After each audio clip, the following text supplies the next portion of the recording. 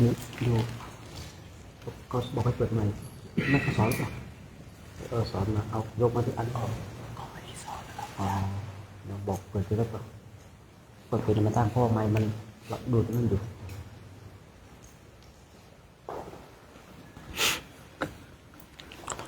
เปิดตัวหนึ่งเปิดตัวสอง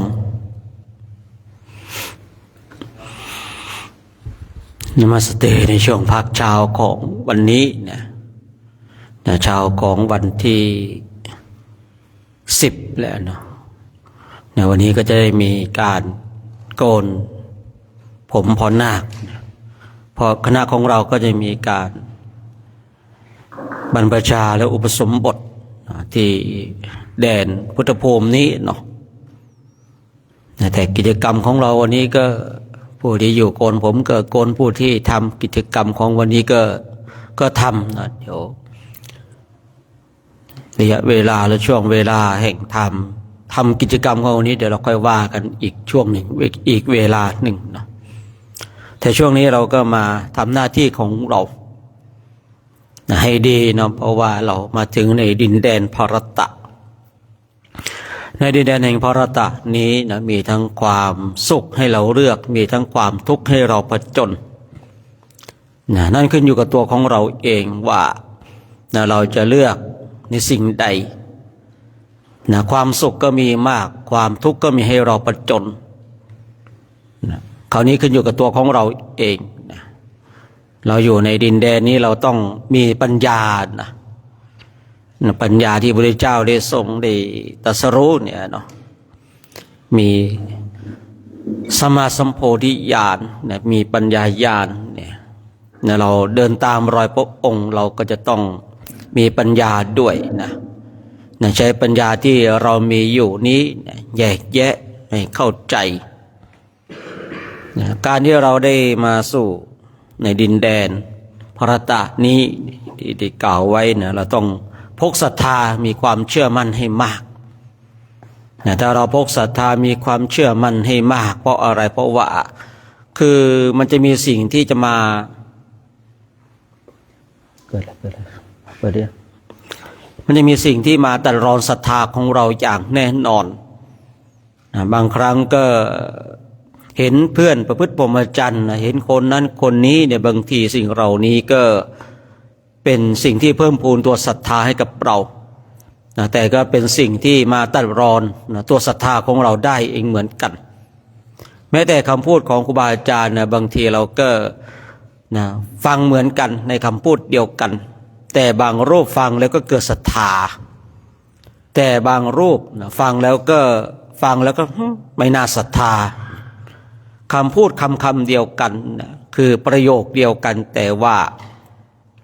แต่ละคนก็มีมุมมองที่แตกต่างกันออกไปเมื่อแต่ละคนที่มีมุมมองที่แตกต่างกันออกไปปุ๊บเนี่ยสิ่งหนึ่งที่เราจะต้องมีไว้ในจิตในใจของเราคือความศรัทธาในพระพุทธเจ้ามีความเชื่อมั่นในหลักธรรมคำสั่งสอนที่พระองค์ได้ทรงตรัสไว้ชอบแล้วเนี่ยคืออย่างที่ได้กล่าวไว้เมื่อสักครู่นี้เพื่อนพระพุทธพรหมจรรย์ก็เป็นสิ่งที่เพิ่มพูนตัวศรัทธาให้กับเราครูบาอาจารย์ก็เป็นสิ่งที่เพิ่มพูนตัวศรัทธาให้กับเราแต่ว่าเพื่อนพระพุทธพรหมจรรย์ก็เป็นตัวตัดรอนศรัทธาของเราได้เหมือนกันคำพูดของครูบาอาจารย์ก็เป็นที่ได้กล่าวเมื่อสักครู่นี้คำพูดประโยคเดียวกันบางรูปฟังแล้วก็เกิดศรัทธาเกิดความเชื่อมั่นมุ่งมั่นที่จะออกจากทุกข์นี้ให้ได้กองทุกข์นี้ให้ได้แต่ประโยคเดียวกันอีกมุมมองสำหรับบางรูปก็ฟังแล้วก็ไม่น่าศรัทธาเลยเนี่ยฉะนั้นตัวของเราเองจะต้องมีตัวศรัทธามีความเชื่อมั่นให้ชัดเจนคือเราย่อมมีปัญญาอยู่แล้วเราว่าแยกแยะออกอยู่แล้วว่าตอนนี้ศรัทธาของเรามันงอนแง่นคลอนแคลนแล้วศรัทธาของเรามันลดน้อยถอยลงไปแล้วเราจะเพิ่มพูนตัวศรัทธาของเราอย่างไรฉะนั้นมาอินเดียเนี่ยเราจะต้องมีตัวศรัทธาให้ชัดเจนมีความเชื่อมั่นอย่าให้สิ่งอื่นๆมาตัดรอนตัวศรัทธาของเราถ้าเราปล่อยให้สิ่งอื่นๆมาตัดรอนตัวศรัทธาของเรา พ พูดง่ายๆว่าแต้มบุญนะแต้มบุญของเรามันก็จะลดน้อยถอยลงไปมาถึงในดินแดนนะสังเวชนียสถานทั้งสี่แล้วอย่าให้แต้มบุญของเรามันติดลบท่านทั้งหลายนะเราต้องเพิ่มพูนมีโอกาสให้ทานก็ให้ทานไปตามกำลังของเรามีโอกาสได้ภาคเพียรเดินจงกรมนั่งสมาธิก็ทำให้เต็มที่อย่างเมื่อวานเราไปได้สาธยายพระไตรปิฎกโอ้โหเนาะคงจะยิงยาวอะเนาะคงจะยิงยาวแล้วก็ทำวัดสวดมนต์ยิงยาวเลยไหนๆก็มาแล้วต้องทำให้เต็มที่อะเนาะคือบางทีตอนที่เราอยู่ในบ้านของเราเห็นเขาโฆษณาเห็นเขาชักชวนว่าโอ้ยสาธยายพระไตรปิฎกอยากจะมาเนาะวันนี้คงจะได้ไปสาธยายอีก1 วันนะ คือเรามาแล้วทำให้เต็มอิ่มไปเลยเนาะทำให้มันเต็มที่ไปเลยนะมาสาธยายพระไตรปิฎกกันวันนี้ก็คงจะได้ไปอีกวันหนึ่งนะครับผมส่วนที่แผนเดิมนะแผนเดิมที่คุยประเด็จกับพระเดชพระคุณหลวงพ่อไว้นะครับแต่ถ้าเปลี่ยนแผนยังไงเดี๋ยวได้แจ้งให้ทราบอีกทีรายละเอียดแล้วก็พูดคุยกันอีกทีอีกช่วงเวลาหนึ่งเนาะฉะนั้นเนี่ยการที่เรามาถึงในดินแดนภารตะดินแดนแห่งสังเวชนียสถานทั้งสี่เราก็ต้องมีตัวศรัทธาให้ชัดเจนเพราะว่าตอนนี้เรามีบุคคลที่ช่วยเหลือเกื้อกูลเราในด้านทรัพย์ที่นำพาให้เรามาถึงสังเวชนียสถานทั้งสี่แล้วเพราะว่าการที่คนเราจะมาอินเดียได้นั้นมันต้องมีองค์ประกอบเช่นมีศรัทธามีทรัพย์ภายนอกมีผู้สนับสนุนมีผู้บรรยายที่เชื่อถือได้มีผู้บรรยายที่มีความรู้เนี่ยฉะนั้นเราท่านทั้งหลายครบองค์ประกอบตรงจุดนี้ก็มาถึงณสถานที่นี้เพราะว่าญาติโยมที่ฝ่ายสนับสนุนเป็นกองหนุนกองเสบียงกองกำลังให้กับเราก็สนับสนุนเราเต็มที่เรานี่แนวหน้ามาฟันฝ่าอุปสรรควันที่12เราก็จะได้ออกจาริกกันละเพราะว่าช่วงนี้เป็นช่วงเตรียมเนื้อเตรียมตัวเตรียมความพร้อมแล้วก็เราจะได้เก็บเกี่ยวบุญกุศลที่ใต้ต้นพระศรีมหาโพธิ์ให้อย่างเต็มที่นะปีนี้รู้สึกว่าคนน้อยนะครับผมเมื่อคืนที่ผมไปก็คนน้อยๆปีนี้นะสงสัยเนาะเรื่องเกี่ยวกับโรคระบาดในช่วงก่อนหน้าที่เราจะมานี่แพร่กระจายไปนะแต่ทางด้านข่าวสารนะแต่เชื้อโรคนั้นก็เราก็เห็นอยู่นะการเป็นอยู่ของผู้คนเขาเป็นอย่างไรแต่ว่าการขายข่าวก็โอ้โหน่ากลัวเหลือเกินนะพอวันแรกมีข่าวปุ๊บโอ้โหนะโยมก็ส่งมามันอันตรายนะมันน่ากลัวนะก็เลยทำให้คนบางคนอาจจะตัดไปในเรื่องของการเข้ามากราบสังเวชนียสถานทั้งสี่นะก็เป็นความโชคดีของเราถ้ามองอีกมุมหนึ่งก็เราจะได้นั่งภาวนากันได้รับความรู้จากท่านพระอาจารย์สมศักดิ์กันเพราะว่าการที่เรามาอินเดียเนี่ยถ้าเราได้ศึกษามาแล้วก็จริงนะครับว่าที่ใต้ต้นพระศรีมหาโพธิ์เนี่ยมีต้นโพเป็นต้นที่สี่มีแท่นวัชระอาจมีพระพุทธเมตตามีรัตนจงกรมเจดีย์เนี่ยอย่างสมมติเนาะเราเคยศึกษามาแต่ถ้าบางรูปไม่เคยมาเนี่ยบางทีก็งงเหมือนกันนะครับผมว่าตรงนี้เขาเรียกว่าอะไรตรงนี้เขาเรียกว่าอะไรตรงนั้นหมายความว่าอย่างไรเนี่ยแต่พอมีผู้บรรยายไปก็ทำให้เราเข้าใจให้เราเข้าใจว่าตรงนี้เนี่ยรัตนจงกรมเจดีย์พุทธเจ้าเดินจงกรมตรงนี้เนี่ยนี่แทนวัชระอาจเนี่ยพระพุทธเมตตาเนี่ยมีความเกี่ยวข้องอย่างไรพระพุทธเมตตานี้เนี่ยจุดกำเนิดอย่างไรเนี่ยโอ้โหผมชอบใจนะพระพุทธเมตตาเรามองแล้วอิ่มมองแล้วมีความสุขนะคนทั้งหลายจะก๊อปไปก็ก๊อปไม่เหมือนนะแต่ถ้าใครมาเห็นพระพุทธเมตตาแล้วไปดูตามที่เขาได้สร้างนะไม่เหมือนนะครับผมมองยังไงก็ไม่เหมือนแค่คล้ายๆนะ ก๊อปสิ่งอื่นนะครับผมทำเรียนแบบสิ่งอื่นนี่เหมือนนะแต่พระพุทธเมตตาเนี่ยครับไม่เหมือนครับผมยังไม่เห็นตรงไหนที่เหมือนกับนะหลวงพ่อพุทธเมตตาเลยนะแต่ถ้าว่าเป็นสิ่งอื่นนี่เขาก๊อปเหมือนนะครับผมนะก๊อปเหมือนพระนะแต่ว่าพระพุทธเมตตานี่มองดูแล้วเนี่ยก็ทำในประเทศของเราไม่เหมือนนะครับผมแค่คล้ายๆเท่านั้นเองพระพุทธเมตตานี่ไม่โหมีมนต์ครั้งเนาะผมเชื่อว่าเราท่านทั้งหลายคงจะได้ยินคงจะได้ฟังกันละ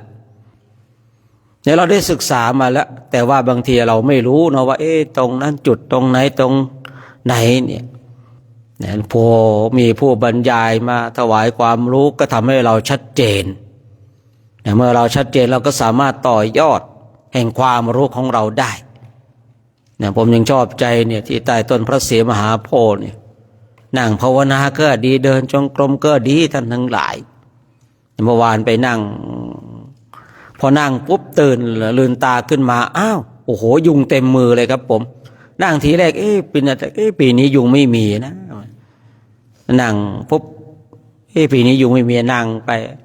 พอลืมตาขึ้นมาโอ้โหยุงเต็มมือเลยครับผมมันกัดเต็มมือเลยนะทีแรกก็คิดว่ายุงไม่มีนะที่ไหนได้ยุงเยอะเหมือนเดิมเนี่ยเราก็คิดว่าอย่าให้ยุงเป็นอุปสรรคในการสร้างคุณงามความดีเราข้ามน้ำข้ามทะเลมาเนี่ยเพื่อที่จะมากราบเพื่อที่จะมาสะสมแต้มบุญเพื่อที่จะมาเพิ่มพูนสติปัญญาของเราให้มากยิ่งขึ้นไปนะอย่าให้สิ่งอื่นๆมาตัดรอนในแต้มบุญของเราท่านทั้งหลายพยายามรักษาจิตของเราให้ดีสิ่งที่มากระทบมีอย่างแน่นอนท่านทั้งหลายนะสิ่งที่จะมาทดสอบนะตัวของเรามีอย่างแน่นอนขอรับประกันนะครับนะที่ผมบอกว่าเรามาถึงในดินแดนแห่งภารตะนี้เนี่ยมีทั้งความสุขให้เราเลือกมีทั้งความทุกข์ให้เราผจญนั่นขึ้นอยู่กับตัวของเราเองว่าเราจะเลือกในสิ่งใดถ้าเราเนี่ยมีทุกข์เข้ามาผจญแล้วเนี่ยเราไม่จัดการทุกข์นั้นให้ได้เราก็จะเป็นผู้ที่ถูกความทุกข์นั้นตัดรอนบุญของเราเจออย่างแน่นอนนะครับผมช่วงนี้เห็นหลายๆรูปก็เจอฝุ่นกันเสียงก็เลยเริ่มแหบเริ่มแห้งกันก็เป็นเรื่องปกตินะเรื่องปกติของการที่เรามาอยู่ในดินแดน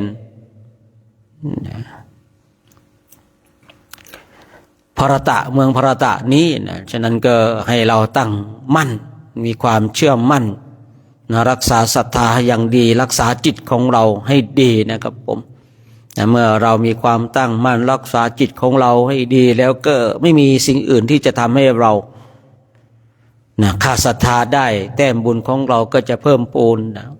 คือพยายามนะท่านทั้งหลายอย่างที่ผมได้กล่าวว่าเรามาอยู่ในดินแดนนี้เนี่ยเจออย่างแน่นอนครับความทุกข์ที่จะเข้ามาผจญเราเจออย่างแน่นอนสิ่งที่มาขัดขวางเรานั่นแล้วแต่ว่าเราจะเจอในรูปแบบใดเท่านั้นเองนะอันนี้ก็ไม่สามารถที่จะบอกได้เพราะว่าแต่ละรูปนั้นมีกรรมวิบากที่แตกต่างกันออกไปนะเพราะว่าแต่ละรูปมีกรรมวิบากที่แตกต่างกันออกไปเนี่ยที่จะต้องมาเจอนะที่จะต้องมาสะสางนะเราคงจะมีกรรมนะทั้งกรรมดีและกรรมชั่วในดินแดนนี้นะผมว่านะ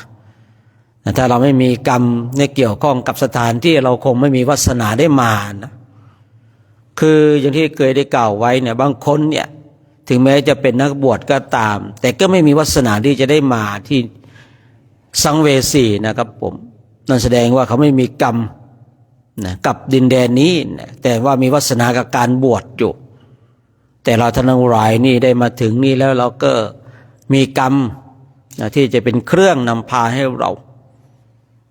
สร้างสรรค์ในสิ่งที่ดีงามแล้วเราอาจจะได้มา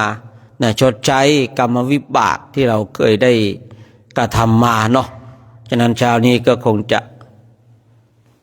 ได้เวลาในการทำวัดสวดมนต์เนาะเป็นยังไงกันบ้างกลุ่มหนึ่งต้มน้ำร้อนนะ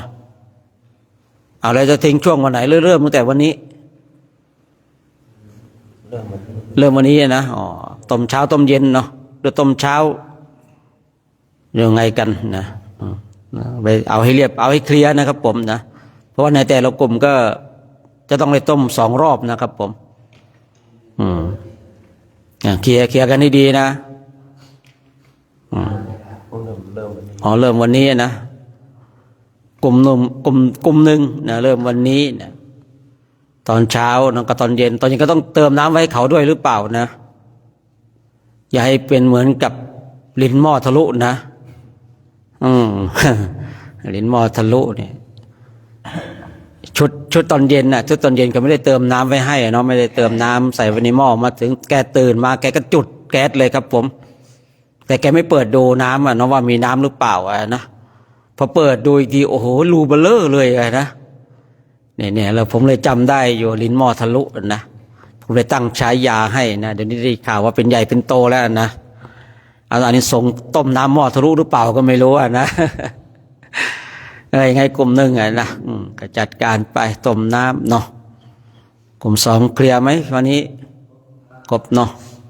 กลุ่ม3กลุ่ม4ฮะ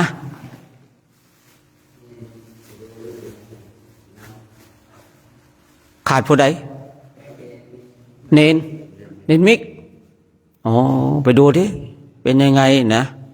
ไปดูกันนะบางทีไปดูนะไปดูกันเพราะว่ายิ่งมาอยู่ในอินเดียนี่เราต้องดูกันให้มากนะครับผมที่ผมถามไม่ใช่อะไรหรอกเพราะว่าคือบางรูปบางองค์ไม่สบายหรือว่ายังไงเราจะได้รู้กันนะครับผมจะได้รู้กันแล้วก็บางทีเพื่อนพุทธพรหมจรรย์ก็จะได้ไม่มีข้อกังขาทำไมผมมาแล้วรูปนั้นทำไมไม่มานะเวลารูปนั้นมาแล้วไม่มาเนี่ยเวลาท่านอาจารย์ก็ไม่ได้ว่าอะไรแต่เวลาผมมาทำไมต้องว่าเนี่ยผมเลยตีความเสมอภาคให้เหมือนกันนะครับนะเพื่อจะต้องรู้นะครับผมเพราะว่าเป็นห่วงเจตนาคือเป็นห่วงนะยิ่งเรามาอยู่ที่นี่แล้วเนี่ยโอ้โหต้องรักษาให้ดีหลายๆอย่างเลยนะครับผม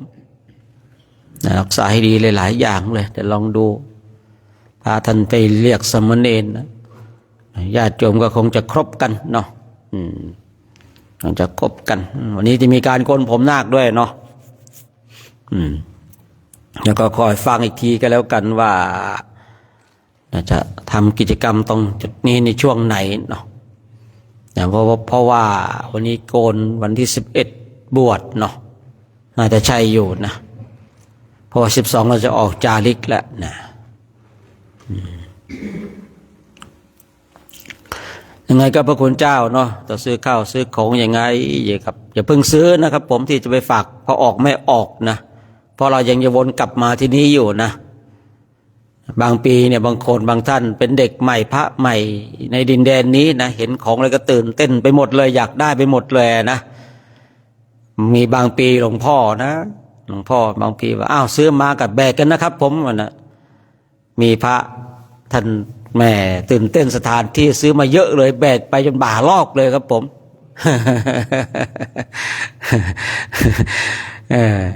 ยังไงเราจะวนกลับมาอยู่นะครับก่อนที่เราจะได้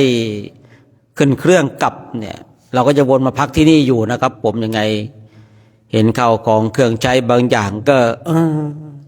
คิดถึงพอออกแม่ออกคิดถึงโยมอุปถาอุปถัมภ์นะอยากจะได้ผ้าอินเดียเนี่ยไป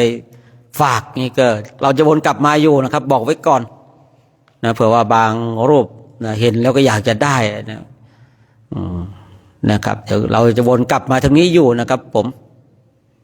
จะวนกลับมาเลยบอกก่อนเดี๋ยวไม่รู้เนาะไม่รู้ทิศทางอาจจะแน่อยากไอ้นั่นก็อยากได้ไอ้นี่ก็อยากได้เห็นประคำก็สวยอย่างเงี้ยเห็นผ้าก็งามอย่างเงี้ยนะยังไงก็ใช้ศิลปะในการต่อให้ดีนะว่าไงหลับเพลินโอ้โหไม่เรียกกันเลยนะเลขานี่ไม่เรียกเลยนะยังไงเลขาก็เช็คดูหน่อยก็แล้วกันนะครับผมช่วยเช็คสมาชิกในกลุ่มรูปนั่นรูปนี้ทำไมยังไม่มาก็ลุกๆไปดูหน่อยก็แล้วกันนะครับผม วันนี้เราก็จะสวดมหาสมัยด้วยเนาะครับผมนะไงก็ดูหนังสือไว้เนาะเพราะว่าที่นี่เขามีกิจกรรมสวดมหาสมัยได้10,000 กว่าจบแล้วครับผมในช่วงเช้าโดยปกติเขาก็จะมาสวดกันตรงนี้แต่ว่าช่วงนี้เราขอใช้สถานที่เราก็เลยมาสวดร่วมสวดนะถวายเป็นพุทธบูชาเนาะแล้วก็มาสมัยนี้เป็นสูตรที่ใหญ่เนาะเราสวดปกติเราสวดแปลด้วยเนาะแต่ที่นี่เราสวดไม่แปลนะเราก็จะมีรู้ความหมายกันว่าถึงตอนนั้นตอนนี้วรรคนั้นวรรคนี้กล่าวถึงอะไรอย่างไรเนี่ยโชคดีในการสวดมนต์แปลก็เราจะรู้ความหมายได้ชัดเจนเนาะเอาละคงจะพร้อมแล้วเดี๋ยวเราก็จะได้ทำวัดสวดมนต์กันนะครับผมเดี๋ยวก็จะให้อาจารย์เล็ดนำก่อนช่วงนี้นะหลวงตาเพ่งปวดฟันอยู่นะ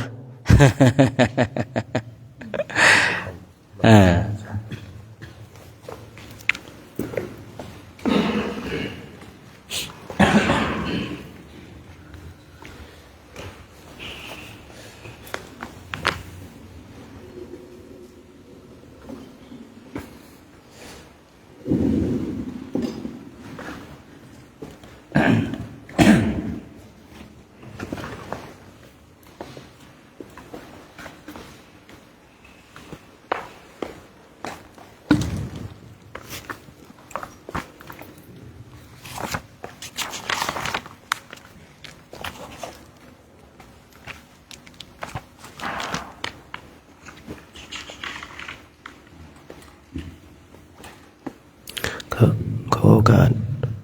ทั้งถวายความเคารพหลวงพ่อพระครูธีรธรรมปราโมทย์และก็ขอถวายความเคารพพระอาจารย์โชคชัยประภัสโรก็ขอโอกาสคณะสงฆ์ในการนำวัดสวดมนต์ยามเช้าของวันนี้ก็นั่งคุกเข่าประนมมือกันขึ้นพร้อมกันแล้วกราบ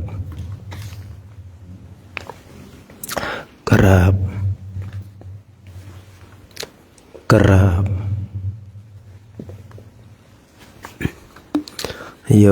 โสภะคะวะอะระหังสัมมาสัมพุทโธสวากขาโตเยนะภะคะวะตาธัมโมสุปฏิปันโนยัสสะภะคะวะโตสาวกสังโฆธัมมายังภะคะวันตังสัทธัมมังสัสสังฆังอิเมหิสการเรหิยะทาระหังอาโรปิเตหิอาภิปูชยามะสาธุโนภันเตภะคะวะสุจิระปรินิพพุตโตปิปัจฉิมาชนะตานุกัมปมานาสาอิเมสการเรทุขตาปันนาการภูติปฏิคันหาตุอัมหากังทิครตังหิตายะสุขายะอะระหังสัมมาสัมพุทโธภะคะวาพุทธังภะคะวันตังอภิวาเทมิกราบสวากขาโตภะคะวะตาธัมโมธัมมังนามัสสามิกราบสุปฏิปันโนภะคะวะโตสาวกสังโฆสังฆังนะมามิกราบหันธรรมยังพุทธัสสะภะคะวะโตปุปภาคณมการังกโรมาเสนะโมตัสสะภะคะวะโตอะระหะโตสัมมาสัมพุทธัสสะนะโมตัสสะภะคะวะโต อะระหะโตสัมมาสัมพุทธัสสะนะโมตัสสะภะคะวะโตอะระหะโตสัมมาสัมพุทธัสสะหันธรรมยังพุทธาภิตุติงกโรมาเสโยโสตถาคโตอะระหังสัมมาสัมพุทโธวิชชาจารณะสัมปันโนสุขโตโลกวิทูอนุตตรปุริสธรรมสารทิสัทธาเทวมนุสสานังพุทโธภควาโยอิมังโลกังสัทเทวกังสัมมารกังสัพพรามกังสัสสมณพราหมณิงปัจฉังสัทเทวมนุษย์สังสยังอภิญญาสัจฉิกาตวะปะเวเทสิโยธรรมังเทเสสิอาทิกัลยานังมัจเจกัลยานังปริโยสานกัลยานังสัทธังสัพพยัญชนะเกวะละปริพุนนังปริสุทธังพระมจริยปกาเสสิตามหังภะคะวันตังอภิปูชยามิตามหังภะคะวันตังศิรสะนะมามิกราบหันธรรมยังธรรมาภิตุติงกโรมาสิโยโสสวากขาโตภะคะวะตาธัมโมสันทิติโกอากาลิโกเอหิปัสสิโกโอปานะยิโกปัจจตังเวทิตาโพวินโยหิตามหังธรรมังอภิปูชยามิตามหังธรรมังศิรสานะมามิกราบหันธรรมยังสังฆาภิตุติงกโรมาเสโยโสสุปฏิปันโนภะคะวะโตสาวกสังโฆอุชุปฏิปันโนภะคะวะโตสาวกสังโฆยายาปฏิปันโน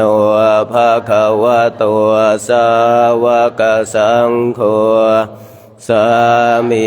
จิปฏิปันโนภะคะวะโตสาวกสังโฆยะทิทังจัตตาริปุริสายุคานิอัฏฐปุริสาปุคลาเอสะภะคะวะโตสาวกสังโฆอาหุนายโยปาหุนายโยทักขินายโยอัญชลียการณิโยอนุตตรังปุญญาเขตังโลกัสสะตามหังสังฆังอภิปูชยามิตามหังสังฆังศิรสานะมามิกราบ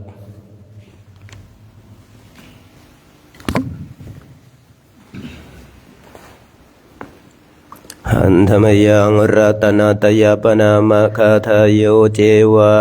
สังเวคปริกิตนามปันทัญจะพนามาเสพุทโธสุสุโธกรุณามหันนาโวโยจันตสุทธาภรยานาโลจโน โลกัสสะปะปุปะกิเลสขะตะโกวันธามิพุทธังอะหัมมาทะเรนตังธัมโมปะทิยโปวิยตัสสะสัทธุโนโยมัคคปะกะมะตะเพทะพินดาโกโลกุตโรโยจตถาทาธิยปันโนวันธามิธัมมังอะหัมมาทะเรนตังสังโฆสุเขตาภยติเขตาสัญญิโตโยทิทัสสันโตสุขตานุโพธโกโลลาปะหิยโนอริโยสุเมทัสโสวันธามิสังขังอะหัมมาทะเรนตังอิเจวะเมกันตาภิปุชนายกังวัตถุตยังวันทยตาภิสังขตังปุญญังมายายังมะมะสะภูปัทถวามโหนตุเวตัสสะปะภาวะสิทธิยาอิทัตถาคโตโลเกอุปันโนอะระหังสัมมาสัมพุทโธธัมโมจะเทสิโตนิยานิโกอุปสัมมิโกปรินิพพานิโกสัมโพธคามิสุขตาปเวทิโตมายันตังธัมมังสุตวะเอวังชานามะชาติปิทุกขาชาราปิทุกขามรณะปิทุกขังโสกปริเทวทุกขโทมานาสุปายาสาปิทุกขาอปิเยหิสัมปโยโคทุกขปิเยหิวิปโยโคทุกขยามปิชังนาลาภติตามปิทุกขังสังคิเตนะปัญจุปาทานขันธาทุกขาสยาทิทังรูปุปาทานขันโทเวทานุปาทานขันโทสัญญูปาทานขันโทสังขารุปาทานขันโทวิญญาณุปาทานขันโทเยสังปริญญายาธารมาโนโสภะคะวาเอวังพะหุลังสาวะเกวินิติเอวังภาคาจาปนัสสะภะคะวะโตสาวะเกสุอนุสาสนียภะหุลาปวัตตติรูปังอนิจจังเวทนาอนิจจาสัญญาอนิจจาสังขาราอนิจจาวิญญาณังอนิจจังรูปังอนัตตาเวทนาอนัตตาสัญญาอนัตตาสังขาราอนัตตาวิญญาณังอนัตตาสัพเพสังขาราอนิจจาสัพเพธัมมาอนัตตาติเตมะยังโอตินดามหาชาติยะชรามรณเนนะโสเกหิปริเทเวหิทุเคหิโทมานัสอุปายาเสหิทุกขตินาทุกขปริตา อเปยวานามิมาสเกวาลาสะทุขะคันทัสสะตะกิริยาปัญญาเยธาติจิราปรินิพุตัมปิตังภะคะวันตังอุทิสะอรหันตังสัมมาสัมพุทธังสัทธาอาคารัสสมาอนาคาริยังปะภาชิตาตัสสมิงภะคะวะติพรหมจริยังจามา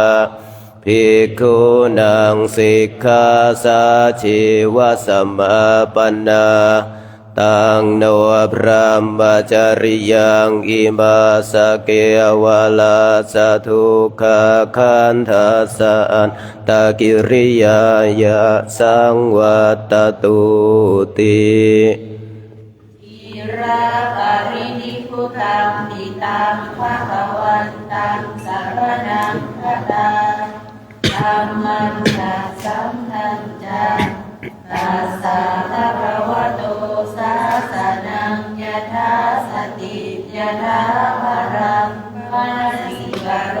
มะอนุปติปัสสามะสาสาโรปฏิปาติอิมาสเกวาราสะทุกขาคันทัสสะตะกิริยายาสัมวัตตุ วันนี้เราสาธยายมหาสมัยสูตรนะครับถ้าในใครมีหนังสือของวัดไทยมคตก็หน้า104นะครับลองบนดอยเทียนนิมิตรหน้าที่เท่าไหร่นะ127นะหนังสือวัดดอยเทียนนิมิตรหน้า127เลยยังไงนะ27 28 29 127 28 29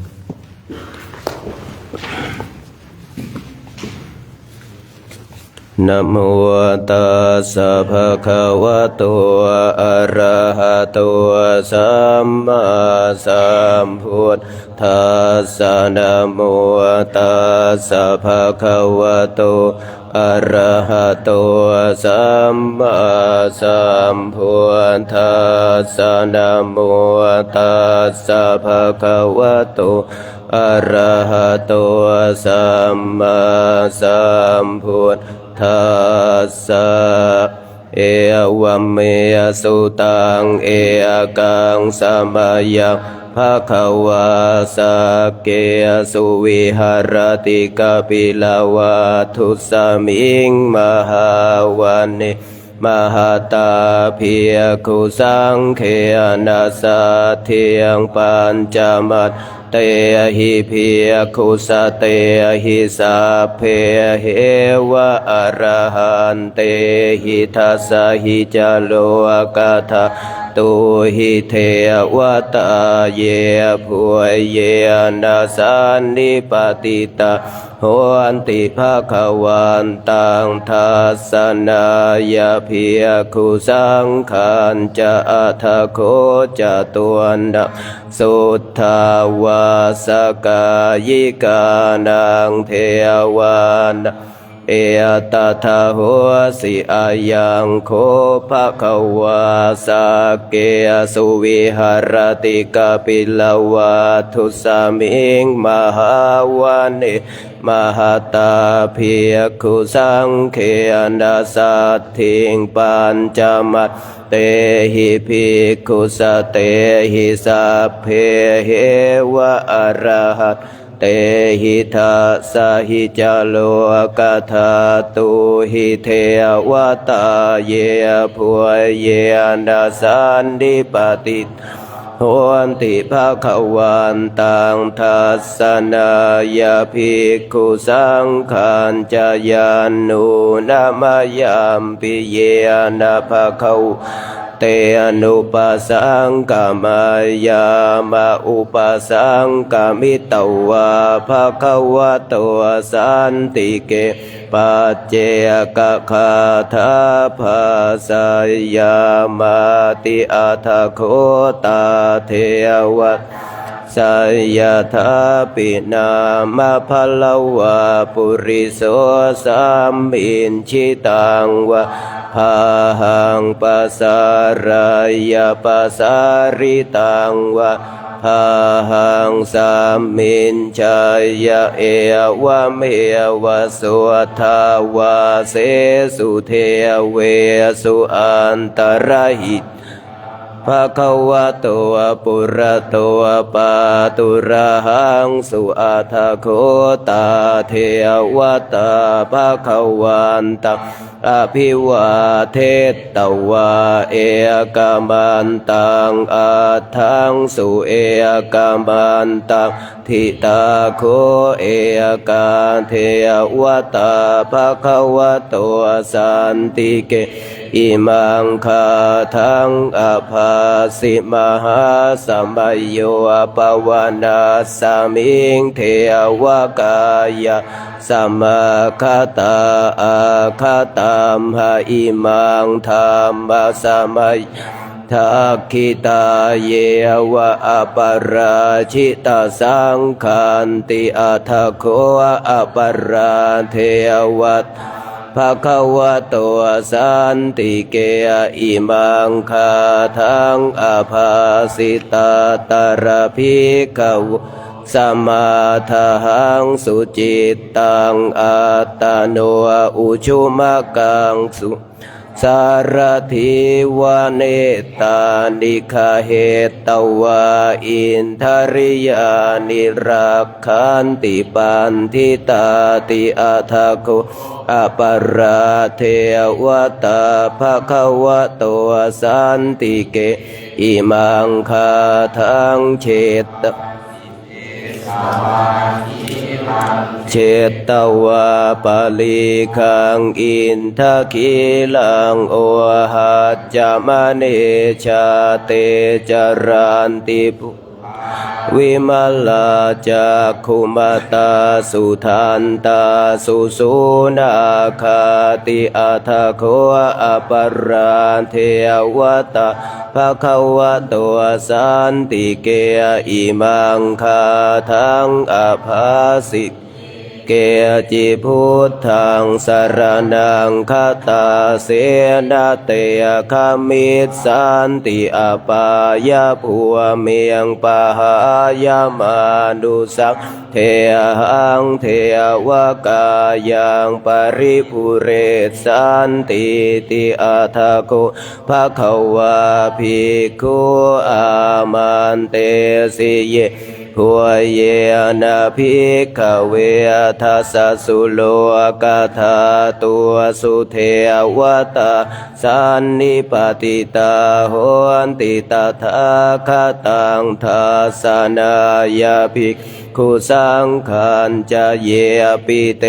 ภิกขเวอะเหสุงอติยตมัฏฐานังอรหันโตสัมมาสัมพุทธะเตสัมปิภะคะวันตานังเอตปรมาเยวะเทวตาสันนิปติตาอาเหสุงสัยถาปิมัยหักเอตระหิเยปิเตภิกขเวภวิตสันติอนาคตมัฏฐานังอรหันโตสัมมาสัมพุทธะเตสัมปิภะคะวันตานังเอตปรมาเยวะเทวตาสันนิปติตาภวิตสันติสัยถาปิมัยหังเอตระหิอาจิคิสามิภิกขเวเทวกายานังนามิกิตายิสามิภิกขเวเทวกายานังนามานิเทสิสามิภิกขเวเทวกายานังนามานิตังสุนาทาสาธุกังมานาสิกโรทภะ สิสามิติเอวัมพันเตติโคเตภิกขุภะคะวะโตปัจจัตโส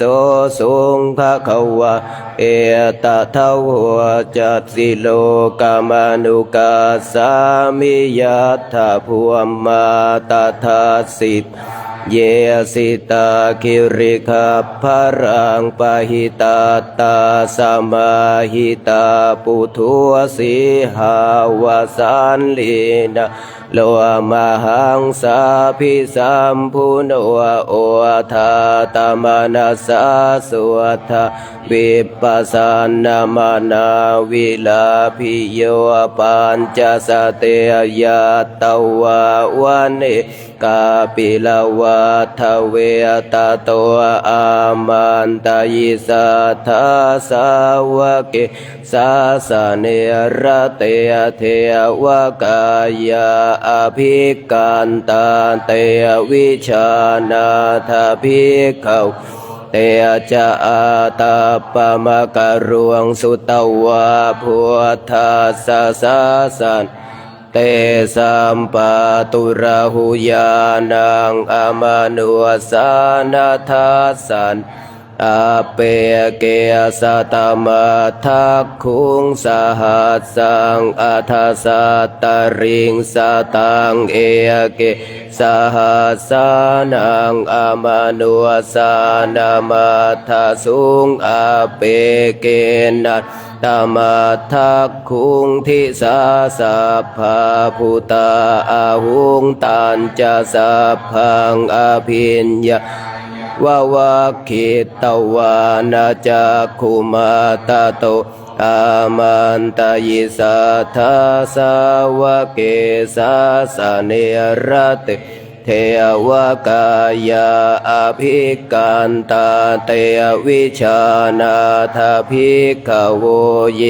วกิตยิสามิคิราหิอนุปัวภโสสัตตสหัสสวยัคขภูมากาปิลวัฏวะอิทธิมันตัวจุติมันตัววันนาวันตัวยัสสะสิโนโมทมานาอภิกามุสมิติงวานังชะสหัสสาเหมวตายัคขานานาตวันดิโนอิทธิมันตัวชุติมันตัววันนาวันตัวยัสสะสินโมธรรมานาอภิกามุงภิกขุนังสมิติงวานังสัตตาคิราติสหัสสายัคขานานาตวันนินอิทธิมันตัวชุติมันตัววันนาวันตัวยัสสะสิโนโมธรรมานาอภิกามุงภิกขุนังสมิติงวานะอิเจตอิเจเตโสลัสสะหัสสายัคขานานาตวันนิโนอิทธิมันตัวจุติมันตัววันนาวันตัวยัสสะสิโนโมธรรมานาอภิกามุงภิกขุนังสมิติงวานังเวสสามิตตาปัญจสตายัคขานานาตวันนิโนอิทธิมันตัวชุติมันตัววันนาวันตัวยัสสะสิโมธรรมานาอภิกามุงภิกขุนังสมิกุมพิโรราชคหิโกเวปุลลัสสนิเวสนังพิโยนังสัตตสหัสสังยัคขานะปายิรูปาสติกุมพิโรราชคหิโกโสปาคาสมิติงวัดป ปุริมันจะทิสังราชาทัตราโทปัสสาสติขันทัพพานังอาธิปติมหาราชยาสาสิโสปุตตาปิตาสัพพะวะอินทนามะมหัพพลาอิทธิมันตัวชุติมันตัววันนวันตัวยาสาสิโมทมานาอภิกามุภิกขุนางสามิติงวานางทักขินันจะทิสังราชาวิรุวันโหตาปัสสาสติกุมพันธานังอาธิปติมหาราชายาสาสิปุตตาปิตาสัพพะวะอินทนามามหัพพลาอิทธิมันตัวชุติมันตัววันนวันตัวยาสาสินโมทมานาอภิกามุงภิกขุนางสามิติงวัดปัจฉิมันจะทิสังราชาวิรูปักโขปัสสาสตินาคานังอาธิปติมหาราชายาสาสิปุตตาปิตาสัพพะวะอินทนามามหัพพลาอิทธิมันชุติมันตัววันนวันตัวยาสาสิโนโมทมานาอภิกามุงภิกขุนางสามิติงวัดอุตรัญจะทิสังราชากุเวโรตาปัสสาสติยาคานังอาธิปติมหาราชายาสาสิปุตตาปิตาสัพพะวะอินทนามามหัพพลาอิทธิมันตัวชุติมันตัววันนวันตัวยาสาสินโมทมานาอภิกามุงภิกขุนางสามิตวานางปุริมาทิสังทัตราโททักขิเนนาวิรุวันหะโกปาชิเมนาวิรุวปาโคกุเวโรอุตรังทิสังจัตตารโเตมหาราชาจตุโรทิสัทธัตถัลลมานาอาทังสุวรรณิกาปิลวัฏเวมายาวิโนทาสาภูวันจริกาสัทธามายากุเตนทุเวเตนทุวิตุจวิตุตัวสหจันทโนกามเศธโทจะกินนุขันทุนิขะทุจปนาโทโอปมันโยจะเทวสุตจะมาตาลิจิตตาเสโนจะขันทัพโพนาโลราชาชโนสัพโพอาคูปัญจสิโคเจวติมพรุสุริยวัชสเอเตจันเยจราชานุขันทัพพาสหราชุพิโมทมานาอภิกามภิกขุนางสามิติงวานางอาทาคูนาภาสานาคาเวสาลาสหตัชกะกัมพลัสสตราอาคุปายาคาสหายาติพิยามุนาทัตราทาจะอาคุนาคายาสาสิเอราวันโนมหานาโคโสปาคาสามิติงวันเยนาคาราเชสหสาหารันติทิพาทิชาปาคิวิสุทัจจคุเวหายาสาเตวนามัชฌปาตาจิตราสุปันนาอิติเตสนามังอภยันตา ทานาคราชานามาสิสุปันนาโตเขมมะกาสิพุทโธสันหาหิวาจาหายันตานาคาสุปันนาสารณมะกังสุพุทธังชิตาวาชิระหัตเถนะสมุทธังอสุราสิทภาตโรวาสวัสเสเตอิทธิมันโตยาสาสิโนกาลกัญชามหาพิสมักอสุราธานเวคาสาเวปจิตติสุจิตติจปหาราตุนามุจิยสหัสตันจะพลิปุตตานังสัพเพเวรุจนามกาสันนายหิตวาภลิงเสนะราหุพัทธมุปาคามุงสมัยโยธานิพัทธันเตภิกขุนังสมิติงวัตอาโปจะเทวาปัทวีจะเตโชวาโยตถาคัมวรุณาวารุณาเทวาโสโมจะยัสสะสหเมตตากรุณากายิกาอาคุเทวายัสสะสินวทัสเสเตทัสสะทากายาสัพเพนานัตตวันนิอิทธิมันตัวชุติมันตัววันดาวันตัวยัสสะสิโนโมธรรมานาอภิกามุงภิกขุนังสามิติงวานังเวนทุจะเทวาสหลีจะอสัมมาจะทุเวยามาจันทัสสวปนิสะเทวาจันทมาคุปุราคิสุริยสุปนิสาเทวาสุริยมาคุปุราคิต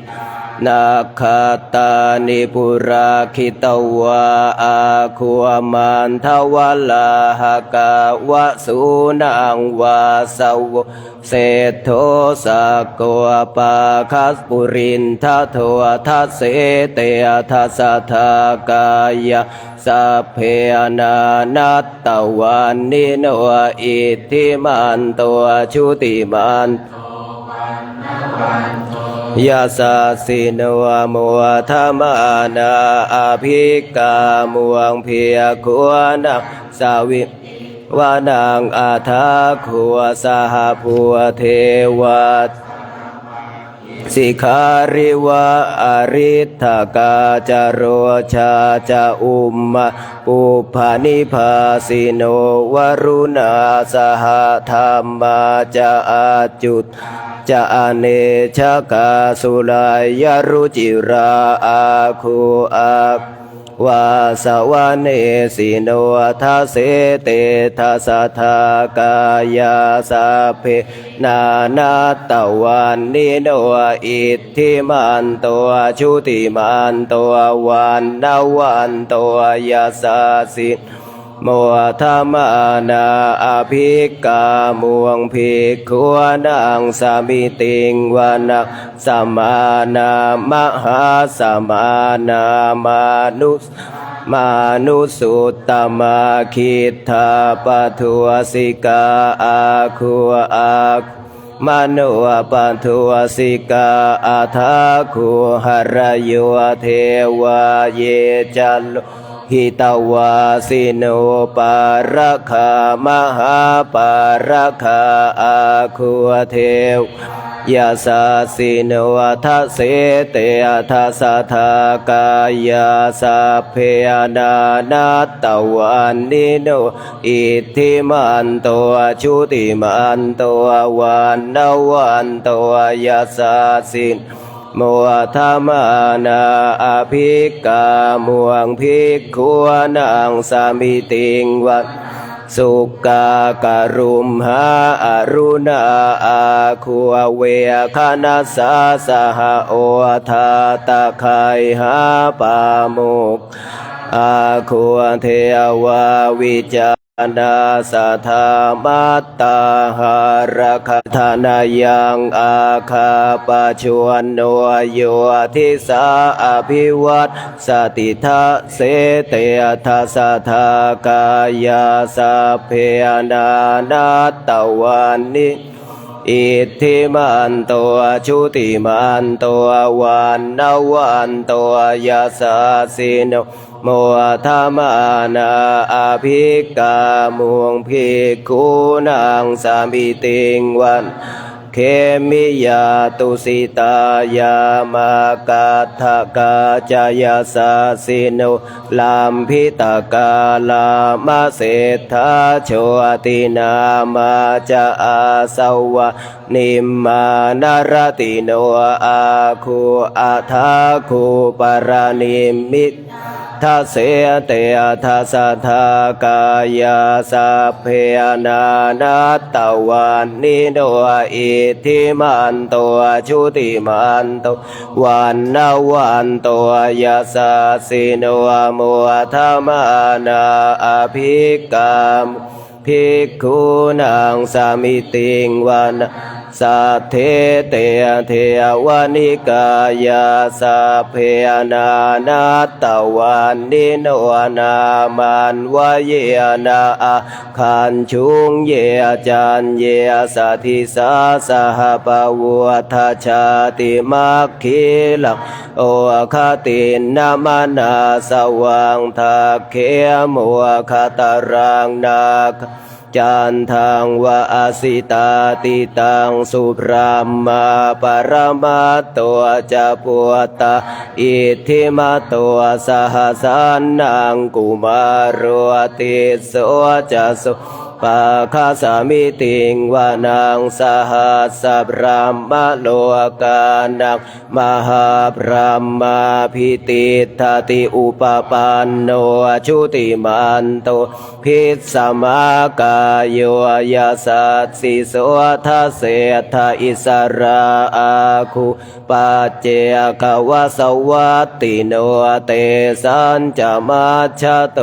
อาคาหาริโตปริวาริโตเตจะสัพเพอภิกันเตสินเทเทวสัพพะมะเกมาราเสนาอภิกามิปัสสกันหัสสมันทิยังเอทะคันหัตถพันธทาราเคนาพันธมัตถุโวสมันตาปริวาเรธรรมาโวมุนจิตทโกจินังอิติตาธรรมหาเสโนกันหาเสนังอเปยสยิปานินตาลามหาจะสรังกตวาเพระวังยะถาปาวุสโกเมโคธานายันโตสาวิชุโกตาทาโสปัจจุทาวาติสังกุตโทอาสยังวาเสตันจะสัพพังอภิญญายาวาวะคิตวานาจักขุมาตาโตอามันตายิสัทธาสาวะเกสาสเนระเตมาราเสน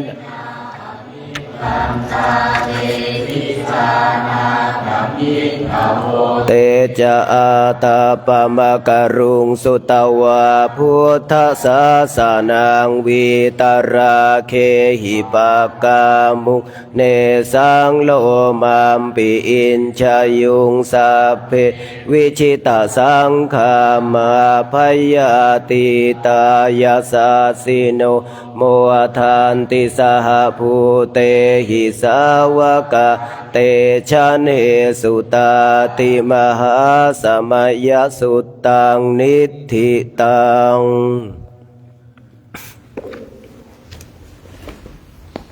หน้า31นะครับมนต์พิธีสมุโคสมุเอี่ยมเอวเมสุตังเอกังสมัยยังภควาสาวัตถิยังวิหารติเชตวันเนอนาถปินทิกาสาอาราเม ตาตระโคภะคะวาภิกขุ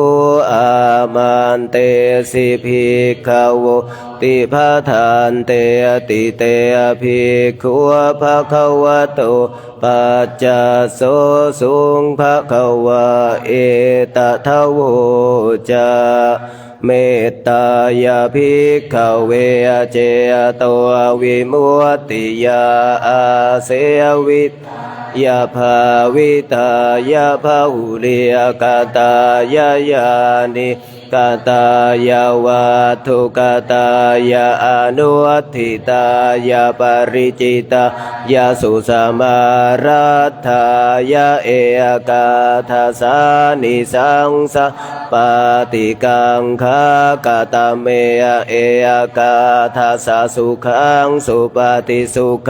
ปฏิภูชาตินาปาปะกังสุปินังปัสสติมนุสสานังปิโยโหติอมนุสสานังปิโยโหติเทวตาราคันตินาสะอาคิวาวิสังวะสัทธังวากามติตุวตังจิตตังสมาธิยติมุขวันโนวิปัสสิยทัติอาสัมมุลาโหกาลังกโรติอุตริอาปติวิชชันโตพระมโลกุปะโคโหติเมตายาภิกขเวเจโตวิมุตติยาอาเสวิตายาภาวิตายาภาหุลิกาตายายานิยกาตายาวาทุกาตา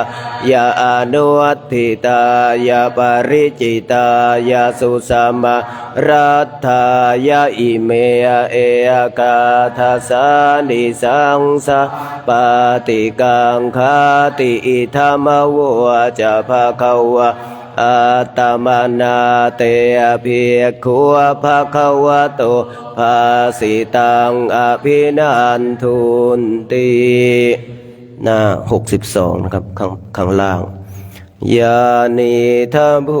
ตานิสัมมาคตานิภูมิมานิวายานิวาอัตตาลิเข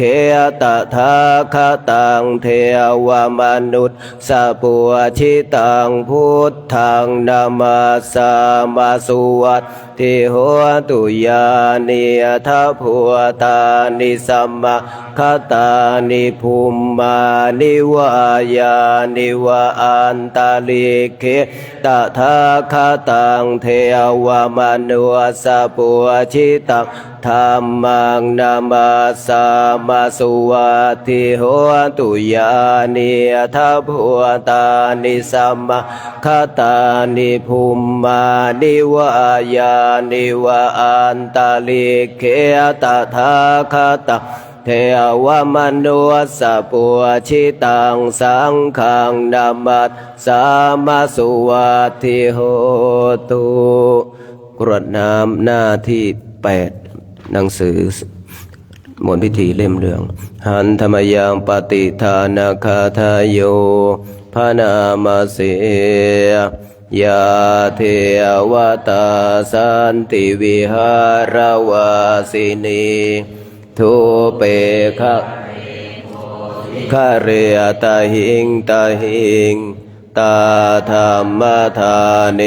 นาภวันตุปุชิตาโสทิงกรวนเตทวิหารมันดาเรเทราจมนวกาจะภิกขโวสารามิกาธานปฏิอุปาสกาคามาจะเท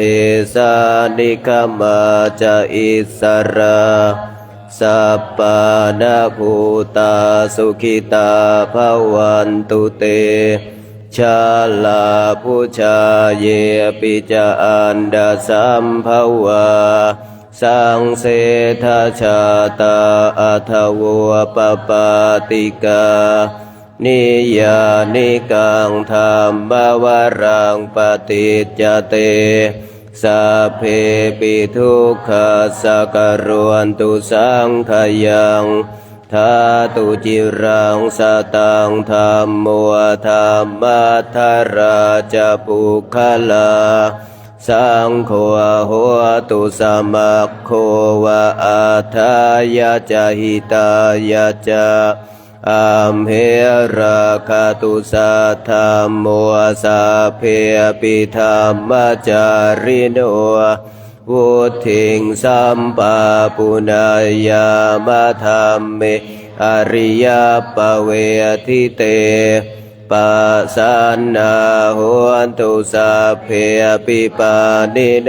พุทธัสสะสะเนสัมมาทารังปเวชชันโตกาเลเทวปวัสสตุวุธิภาวายสัตตานังสมิทธังเนตุเมทะนิงมาตาปิตาจะอัตตระชังนิจจังราคันติปุตตะกังเอวังธรรมเมนะราชาโนปัจจาราคันตุสัพพทาคำอาราธนาพระกรรมฐานหนังสือวัดดอยเทพนิมิตรหน้า97พุทธาราธนานังธรรมาราธนานังสังฆาราธนานังอัปปมาโนพุทโธอัปปมาโนธัมโมอัปปมาโนสังโฆนะโมพุทธายะนะโมธัมมายะนะโมสังฆายะพุทโธเมนะโธธัมโมเมนะโธสังโฆเมนะโธพุทธบูชาธัมมบูชาสังฆบูชานิพพานะปัจจโยโหตุขอจบธรรมวัดเช้าแต่เพียงเท่านี้นะครับ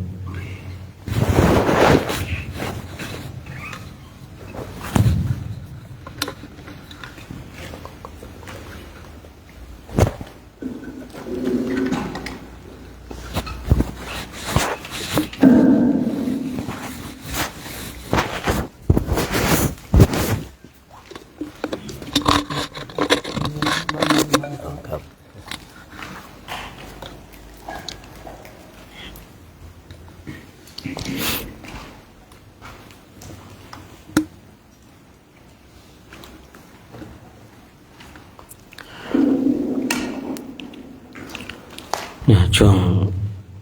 ในลำดับตัวนี้ไปก็ให้เราท่านทั้งหลายได้ความเป็นเพียรภาวนากันในช่วงภาคเช้าของวันนี้เราจัดท่านั่งของเราให้เรียบร้อยนั่งเท้าขวาทับเท้าซ้ายมือขวาทับมือซ้ายยืดกายให้ตรงดำรงสติเฉพาะหน้าของเรา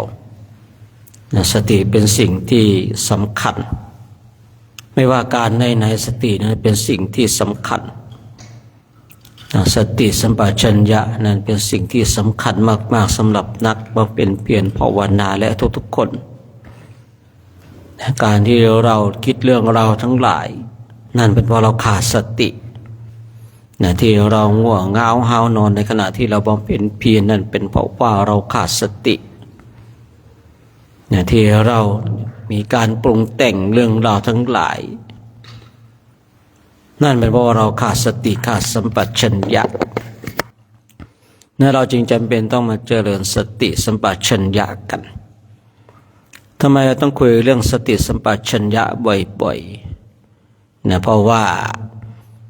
เรายังเป็นผู้ที่ขาดสตินั่นเองเราจึงต้องมาย้ำเตือนกันบ่อยๆมาเตือนสติกันบ่อยๆเมื่อเราจัดท่านั่งเรียบร้อยมีสติสัมปชัญญะของเราอยู่กับสิ่งใดอยู่กับลมหายใจเข้าลมหายใจออกทำเช่นนี้จิตของเราย่อมสงบเมื่อจิตของเราสงบแล้ว ความสงบนั้นเนี่ยก็พัฒนาให้จิตของเรามีปัญญาเมื่อจิตของเรามีปัญญาแล้วเราย่อมเข้าใจในธาตุในขันธ์ของเราว่ามันเป็นทุกข์เหลือเกินภาระทั้งหลายมีมากเหลือเกินสำหรับขันธ์ห้านี้เมื่อเรามีปัญญาก็จะเป็นเครื่องสอดส่องปัญญาก็จะเป็นเครื่องเตือนสติเราว่าเรานี่ประมาทไม่ได้ช้าไม่ได้เพราะว่าชีวิตของเราผลสุดท้ายมันก็จะต้องลาลับจากโลกนี้ไปที่ผมเคยคุยว่าบุคคลหนึ่งบุคคลใดที่จะเข้าสู่อริยมรรคอริยผลนั้นก็ต้องอาศัยสมาธิเป็นพื้นฐานเมื่อเรามีสมาธิเป็นพื้นฐานแล้วก็มีปัญญาเป็นเครื่องประกอบทำไมพระพุทธเจ้าของเรา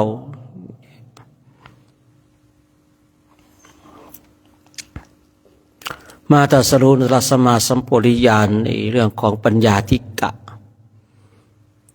สาวกเช่นเราก็ต้อง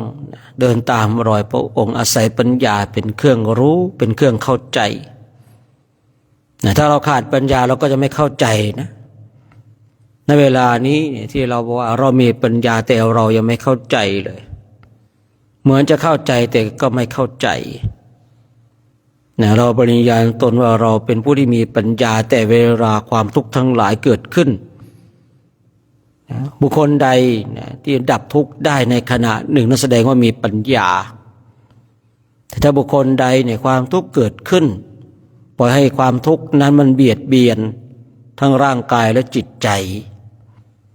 ทุกบางอย่างมันเบียดเบียนด้านร่างกายทุกบางอย่างเบียดเบียนด้านร่างแต่จิตใจถ้าเราปล่อยให้ความทุกข์นั้นมาเบียดเบียนนั่นแสดงว่าเรายังไม่มีปัญญาหรือว่ามีปัญญาไม่เพียงพอที่จะไปดับทุกข์นั้นได้เราอาจจะรู้ว่าณเวลานี้เราทุกข์กายทุกข์ใจในขณะที่เรารู้ว่าเรามีความทุกข์กายทุกข์ใจนั้นเรามีสติมีสัมปชัญญะแต่เรามีปัญญาไม่เพียงพอที่จะไปดับทุกข์นั้นลองสังเกตดูได้ท่านทั้งหลายบางทีความทุกข์ที่มันเกิดขึ้นไม่ว่าทางกายและทางใจทำไมบางคราวเราดับมันได้บางคราวดับไม่ได้ที่เรารู้ว่าเราทุกข์ทางกายก็ดีทุกข์ทางใจก็ดีนั่นแสดงว่าเรามีสติมีสัมปชัญญะแต่ที่มันดับไม่ได้เพราะอะไรปัญญาท่านทั้งหลาย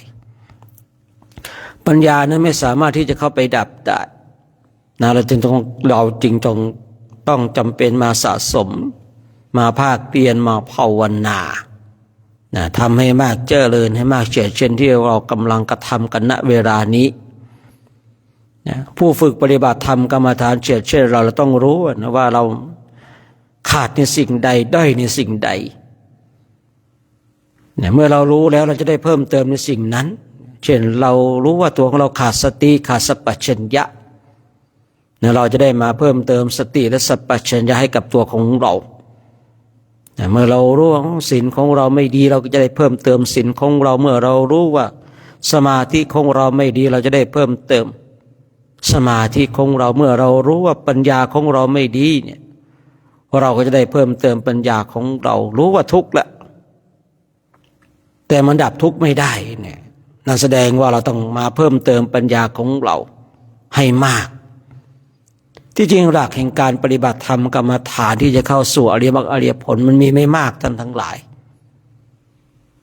มีไม่มากเพียงแต่เราบางทีจับจุดไม่ถูกต้องเท่านั้นเองถ้าเราจับจุดถูกต้องรู้หลักในการปฏิบัติเพียงเท่านี้ที่ผมพูดมาเรามีสติมีสัมปชัญญะมีสมาธิมีปัญญาเท่านี้ก็สามารถทำให้เราเข้าใจและออกจากกองทุกข์ได้ทำไมเราต้องมีสติสัมปชัญญะก่อนทำไมต้องมีสมาธิและผลสุดท้ายทำไมต้องมีปัญญาถ้าเรามีสมาธิอย่างเดียวไม่มีปัญญาแล้วก็ออกจากกองทุกข์ไม่ได้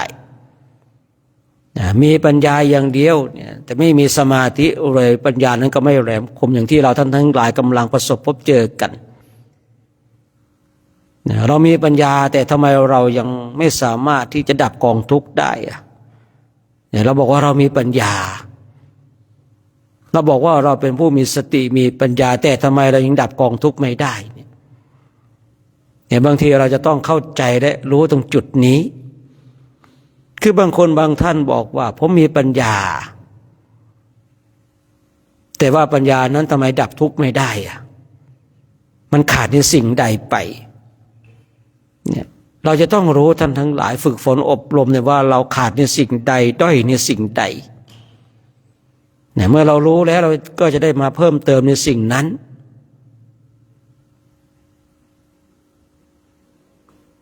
เมื่อเราเพิ่มเติมในสิ่งนั้นแล้วสิ่งนั้นมันเต็มบริบูรณ์แล้วอย่างสมมติว่าเราเนี่ยทำไมความทุกข์ที่มันเกิดขึ้นทางด้านร่างกายก็ดีทางด้านจิตใจก็ดีแต่ทำไมมันดับไม่ได้เรารู้นะให้มันทุกข์เหลือเกินอย่างที่ได้กล่าวไว้เมื่อสักครู่นี้ว่านั่นเป็นเพราะว่าเราเนี่ยมีสติมีสัมปชัญญะอยู่รู้ว่ามันทุกข์นะแต่มันดับทุกข์ไม่ได้นั่นแสดงว่าเราด้อยในเรื่องของปัญญาเมื่อเรารู้เช่นนี้ปุ๊บเราก็ต้องมาเพิ่มเติมเพิ่มพูนปัญญาของเราให้มากยิ่งขึ้นไปเหตุในเบื้องต้นดีแล้วในท่ามกลางดีแล้วแต่ว่าในที่สุดมันยังไม่ดีมันยังไม่ถึงพร้อมแต่ถ้าบางคนบางท่านรู้สึกหงุดหงิดเหลือเกินแต่ไม่รู้ว่าตนเองมีความทุกข์เนี่ยอันนี้คือยังขาดสติขาดสัมปชัญญะมากเหลือเกินแต่โดยส่วนมากแล้วเนี่ยผู้บำเพ็ญเพียรเช่นเราเนี่ยสติสัมปชัญญะมีเนี่ยจะมีมากมีน้อยเท่านั้นเองเนี่ยที่ผมบอกว่ามีเนี่ยเพราะอะไรบางทีเรารู้นะว่าเราทุกข์กายบางทีเราก็รู้ว่าเราทุกข์ใจแต่มันดับไม่ได้นี่คือสาระสำคัญรู้แต่มันดับไม่ได้เนี่ยนี่คือปัญหาของนักปฏิบัติธรรมกรรมฐานที่จะต้องมาทำความเข้าใจตรงจุดนี้ว่าเรารู้ว่าเราทุกข์แต่ทำไมเราดับทุกข์ไม่ได้สิ่งทั้งหลายเราก็คิดว่าเราเนี่ยมันดีและพร้อมแล้วเนี่ยแต่ทำไมมันดับทุกข์ไม่ได้นี่คือสาระสำคัญที่เราจะต้องมาเจาะลึกทางด้านจิตใจของเราด้วยตัวของเราเองเราจะต้องเจาะลึกด้วยตัวของเราว่าเรารู้ว่ามันทุกข์นะอยากได้สิ่งนั้นสิ่งนี้เป็นทุกข์โดนคนนั้นคนนี้มาติฉินนินทามาด่าเรามาว่าเราก็ทุกข์มันรู้นะมันทุกข์เนี่ยแต่ทำไมเราดับทุกข์ไม่ได้ทั้งที่พระพุทธเจ้าของเราพระองค์ก็ได้ทรงบอกเส้นทางในการดับทุกข์แต่ทำไมเรายังดับทุกข์ไม่ได้แต่เรารู้นะว่ามันทุกข์แต่ดับทุกข์ไม่ได้ในความรู้ที่เรารู้ว่าเราทุกข์เนี่ยมันรู้ขนาดไหนมันเข้าใจขนาดไหนมันชัดเจนขนาดไหนคือถ้าเรารู้อย่างแท้จริงเราย่อมดับทุกข์ได้ทุกข์ที่มันเกิดขึ้นในขณะหนึ่งเนี่ยเมื่อมันเกิดขึ้นกับเราแล้วเรามีหน้าที่รู้และดับมันเราไม่ใช่มีหน้าที่รักษาความทุกข์นะท่านทั้งหลายแต่จิตของเรามันรักษามาโดยอัตโนมัติของมันเองแต่ความเป็นจริงนี้หน้าที่ของเราคือหน้าที่ของการดับทุกข์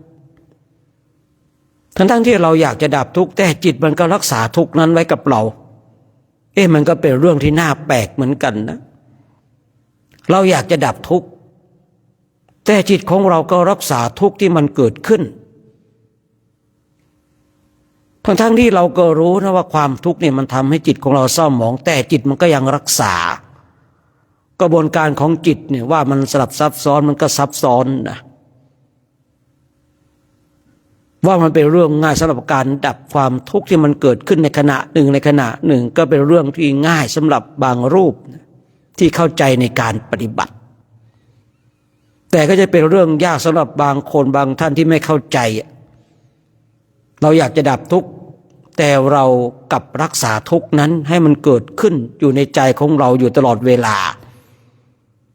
และเราเป็นผู้ที่ใส่เชื้อแห่งความทุกข์นั้นอีกรักษาไม่พอนะแล้วยังใส่เชื้อมันอีกมีการปรุงแต่งความทุกข์นั้นอีกเนี่ยทั้งที่เราเนี่ยรักสุขเกลียดทุกข์แต่ทำไมจิตของเราเนี่ยทำไมเวลาที่มันประสบกับความทุกข์มันจึงรักษาทุกข์ไว้ทำไมไม่แสวงหาความสุขคือเรามาสังเกตจิตของเราเองก็ได้นะว่าเราเนี่ยเป็นผู้ที่เกลียดทุกข์รักสุขแต่เวลาที่ความทุกข์มันเกิดขึ้น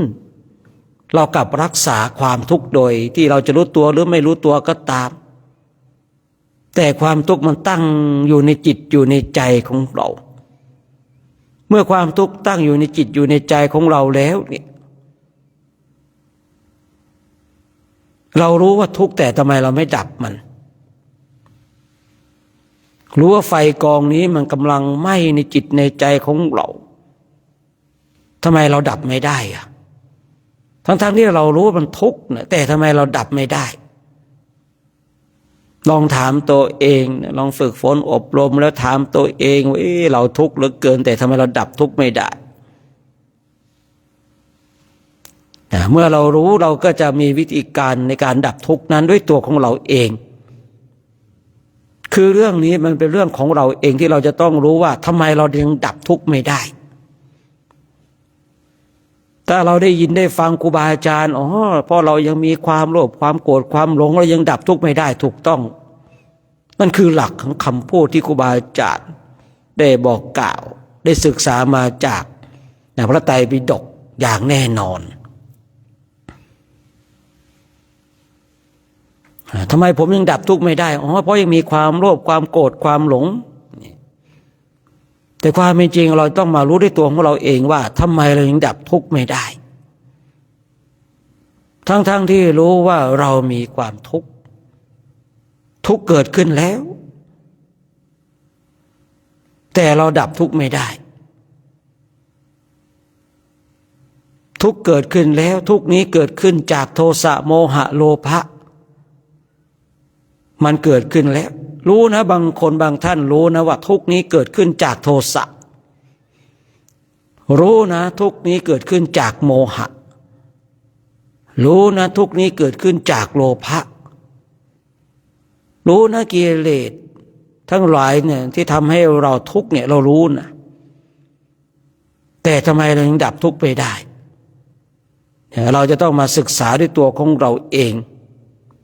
เราจะต้องมาเข้าใจด้วยตัวของเราเองเมื่อเรารู้ที่เรายังดับทุกข์ไม่ได้เพราะอะไรเพราะปัญญาของเรายังมีน้อยที่จะไปเท่าทันกับกิเลสทั้งหลายที่จะไปสะสางกำลังปัญญามีน้อยเหลือเกินเมื่อกำลังของปัญญามีน้อยก็ไม่สามารถที่จะไปดับทุกข์ได้ต้องมาเพิ่มเติมนี่ผมพูดในสระบางรูปบางคนบางท่านนะแต่บางรูปบางคนบางท่านกำลังของสมาธิมีน้อยก็ได้คือเราจะต้องรู้ด้วยตัวของเราเองว่าณเวลานี้เรากำลังขาดกำลังในส่วนใดที่จะไปทำลายความทุกข์ที่มันเกิดขึ้นเอาความทุกข์ที่มันเกิดขึ้นในขณะหนึ่งก่อนเราไม่ต้องไปดับทุกข์ในอนาคตไม่ต้องไปดับทุกข์ในอดีตที่ผ่านมาเราดับทุกข์ในขณะหนึ่งที่มันเกิดขึ้นในจิตในใจของเราได้แค่นี้เราก็คงจะชัดเจนแล้วว่าเราจะมีวิธีการในการดับทุกข์อย่างไรเราไม่ต้องไปแสวงหาดับทุกข์ในอนาคตเราไม่ต้องไปหาวิธีการที่จะดับทุกข์ในอดีตแต่เราต้องมาดับทุกข์ในปัจจุบันที่มันเกิดขึ้นในขณะหนึ่งเนี่ยเอาง่ายๆนะเวลานี้เรารู้ว่าเราเป็นทุกข์ไหมเมื่อเรารู้แล้วว่าทุกข์ที่มันเกิดขึ้นกับเราณขณะนี้มันทุกข์จากอะไรเนี่ยมันดับได้ไหมเนี่ยนี่คือสาระสำคัญ แห่งการฝึกฝนแห่งการอบรมเรามาดับทุกข์ที่มันเกิดขึ้นณปัจจุบันนี้เนี่ยความทุกข์ที่มันเกิดขึ้นทางกายแล้วก็ดับทางกายทางความทุกข์ที่มันเกิดขึ้นทางใจแล้วก็ดับทางใจบางคนบางท่านเนี่ยจะไปหาดับทุกข์ที่เป็นอนาคตนู่นนะหาวิธีการที่จะดับทุกข์ในอนาคตนู่นบางคนเนี่ยคิดถึงทุกข์ในอดีตจะไปดับทุกข์ในอดีตอดีตมันผ่านมาแล้วอนาคตยังมาไม่ถึงพุทธเจ้าที่พระองค์ทรงสอนในเรื่องของปัจจุบันธรรมเพื่อให้เรารู้ความทุกข์ที่มันเกิดขึ้นในขณะหนึ่งในขณะหนึ่งนี้เราดับได้หรือยังแค่นี้เองนะการฝึกฝนการอบรมเนี่ยถ้าเราดับมันได้เนี่ยจิตของเราก็จะสว่างจิตของเราก็จะมีกำลังเนี่ยไม่ต้องไปดับทุกข์ที่อื่นท่านทั้งหลายดับทุกข์ในปัจจุบันธรรมที่มันเกิดขึ้นในขณะหนึ่งในขณะหนึ่งเนี่ยเอาบางคนบางท่านฝึกฝนอบรมไปความทุกข์ไม่ปรากฏแล้วเราจะไปดับอะไรนี่คือเมื่อมันไม่มีสิ่งดับเราก็ไม่ต้องดับท่านทั้งหลายเพียงแต่เรามีสติมีสัมปชัญญะมีตัวรู้อยู่อย่างนั้นบางทีความทุกข์ที่มันเกิดขึ้นเราก็ไปดับทุกข์นั้นบางทีความสุขที่มันเกิดขึ้นเราจะเป็นต้องดับไหมอันนี้ขึ้นอยู่กับตัวของเราเองว่าเราจะอยากจะมีความสุขตรงจุดนั้นแต่หลักผลสุดท้ายแล้วเองเราก็ต้องดับความสุขด้วยนะผู้ที่จิตที่จะเข้าสู่อริยมรรคอริยผลเนี่ยมันต้องดับทุกข์ดับสุขในขณะจิตของเราที่เข้าไปเสวยนะแต่ทางนี้ทางนั้นที่ผมบอกว่าเวลาที่จิตของเรามันเจอความสุขมันขึ้นอยู่กับตัวของเราเองว่าเราจะดับมันหรือไม่ดับแต่ถ้าเรามุ่งตรงเพื่อต่ออริยมรรคอริยผลเราต้องดับสุขด้วยนะสุขในเบื้องต้นที่มันเกิดขึ้นในขณะที่เรามีความภาคเพียรเนี่ยสุขในเบื้องต้นมันย่อมเจออย่างแน่นอนสำหรับผู้ที่ฝึกฝนอบรมแต่เวลาที่เราเจอความสุขถ้าเรามุ่งตรงต่ออริยมรรคอริยผลนะพูดง่ายๆว่าเมื่อเจอทุกข์เราก็ต้องดับทุกข์เมื่อเจอสุขเราก็ต้องดับสุขเพื่อพัฒนาจิตของเรามันสูงยิ่งขึ้นไปคือสุขตรงจุดนี้ก็ต้องบอกว่าเป็นสุขของโลกียะนะส่วนสุขโลกุตระนั้นมันดับไม่ได้ท่านทั้งหลายคือณเวลานี้เรากำลังคุยเรื่องของสุขของโลกียะที่จิตของเราเข้าไปพบไปเจอนี่เมื่อเราฝึกฝนอบรมไปในจิตของเรามันไม่เจอทั้งความทุกข์และความสุขเราไม่มีอะไรจะดับเราทำอย่างไรเราก็รู้อย่างเดียวมีตัวรู้มีสติมีสัมปชัญญะเท่านั้นเองจิตของเรามีความภาคเพียรภาวนาฝึกฝนอบรมไปเจอทุกข์ดับทุกข์เจอสุขดับสุขมันเจอทุกข์เจอสุขดับไปแล้วจิตของเราก็พัฒนาต่อไปบางช่วงก็มันไม่เจออะไรแล้วก็มีสติมีสัมปชัญญะฝึกฝนอบรมไปมันก็จะเจอทุกข์เจอสุขอยู่อย่างนั้นมันก็จะสับเปลี่ยนหมุนเวียนกันไปเป็นเช่นนี้ที่เท่าที่ผมสังเกตดูจิตของตนเองบางทีมันก็ไม่เจอในสิ่งใดนะถ้าพูดให้เข้าใจง่ายคือบางช่วงบางขณะมันก็เจอแต่ความว่างเราก็รู้ในความว่างนั้นมาบางช่วงบางขณะมันก็เจอความทุกข์เมื่อเราดับทุกข์ได้เราก็เจอความสุขเมื่อเราเจอความสุขดับสุขได้มันก็เจอความว่างบ้างบางทีก็เจอความทุกข์นั่นแล้วแต่จิตของเราที่มันจะเจอท่านทั้งหลายตรงนี้พูดไม่ได้มันไม่ใช่เป็นไปตามลำดับ1 2 3 4อย่างนี้บางทีเนี่ยเราดับทุกข์ได้ที่มันเกิดขึ้นในขณะหนึ่งนะเอาในขณะหนึ่งก่อนนะท่านทั้งหลายบางทีดับความทุกข์ที่มันเกิดขึ้นในขณะหนึ่งได้มันอาจจะเจอความสุขหรืออาจจะเจอความทุกข์อีกรูปแบบหนึ่งก็ได้ มันไม่แน่นอนสำหรับการฝึกภาวนาตรงจุดนี้นั่นแล้วแต่จิตของบุคคลนั้นจะเป็นเช่นไรบางทีเนี่ยมันดับทุกข์ที่มันเกิดขึ้นในขณะหนึ่งมันก็เจอทุกข์อีกเกิดขึ้นอีกในขณะหนึ่งแล้วก็ดับอีกอาจจะเจอทุกข์แล้วเราก็ดับได้แล้วก็ไปเจอความว่างมาเจอความว่างแล้วก็ไปเจอความสุขมันก็สับเปลี่ยนหมุนเวียนพัฒนาจิตของเราไปลักษณะเช่นเนี้ยเจอสิ่งใดดับในสิ่งนั้นแม้แต่กระทั่งสุดท้ายเจอตัวผู้รู้ก็ต้องดับตัวรู้อีกเอานี้ไปอีกระดับแล้วนะเจอผู้รู้ต้องฆ่าผู้รู้ต้องดับตัวผู้รู้ด้วยเอาแล้วไปมาฝึกฝนอบรมแล้วเราจะไปยังไงกันต่อเนี่ยถ้าเราฝึกฝนอบรมแล้วจะไปยังไงกันต่อบางทีบางคนบางท่านว่าให้เรามีตัวรู้มีสติสัมปชัญญะพอได้ยินไปได้ยินมาฟังไปฟังมาพอเจอตัวผู้รู้ให้ดับตัวรู้อีกเนี่ยบางทีเนี่ยบางครั้งเนี่ยจิตของเรามันคือเราได้ยินได้ฟังมามากเนาะแต่จิตของเราเนี่ยมันไม่สามารถที่จะเข้าไปตามลำดับของการที่เราได้ยินได้ฟังมันก็เลยทำให้เราสงสัยว่าตกลงเราจะทำยังไงกันแน่กับการปฏิบัติเนี่ยยิ่งเราเนี่ยได้ยินได้ฟังครูบาอาจารย์มากบางทีก็งงเลยคือบางทีเนี่ยผมได้ฟังครูบาอาจารย์ท่านพูดถูกต้องแล้วแต่ว่าคือลำดับจิตของเราเนี่ยคือยังไปไม่ถึงตรงจุดนั้นเราเลยงงกับการปฏิบัติบางทีจิตของครูบาอาจารย์ท่านไปถึงตรงจุดนั้นแล้วท่านก็พูดคุยว่าอย่างนั้นอย่างนี้ไปแต่บางทีผู้ฟังก็เลยงงเพราะว่าลำดับจิตของผู้ฟังบางทียังไปไม่ถึงในคำพูดของครูบาอาจารย์ก็เลยงงไปแต่ทางนี้ทางนั้นเนี่ยแต่ถ้าท่านทั้งหลายฝึกฝนอบรมภาคเพียรภาวนาไปมีสติมีสัมปชัญญะมีสมาธิมีปัญญาเจอความทุกข์ดับทุกข์เจอความสุขดับสุขในขณะหนึ่งที่มันเกิดขึ้นในจิตของเรานะเจอความว่างเจอแสงสว่างมันก็จะไปพัฒนาไปจิตของเราก็ชำนาญในการดับเมื่อจิตของเราชำนาญในการดับแล้วเนี่ยมันเห็นมันเข้าใจว่าสิ่งทั้งหลายเราเนี่ยต้องมาดับเพื่อที่จะไม่เกิดนะดับเพื่อที่จะไม่เกิดท่านทั้งหลายนะเพราะเมื่อใดก็ตามที่เราสามารถดับความทุกข์ก็ดีดับความสุขก็ดีที่มันเกิดขึ้นในขณะหนึ่งจิตของเราจะเกิดความชำนาญ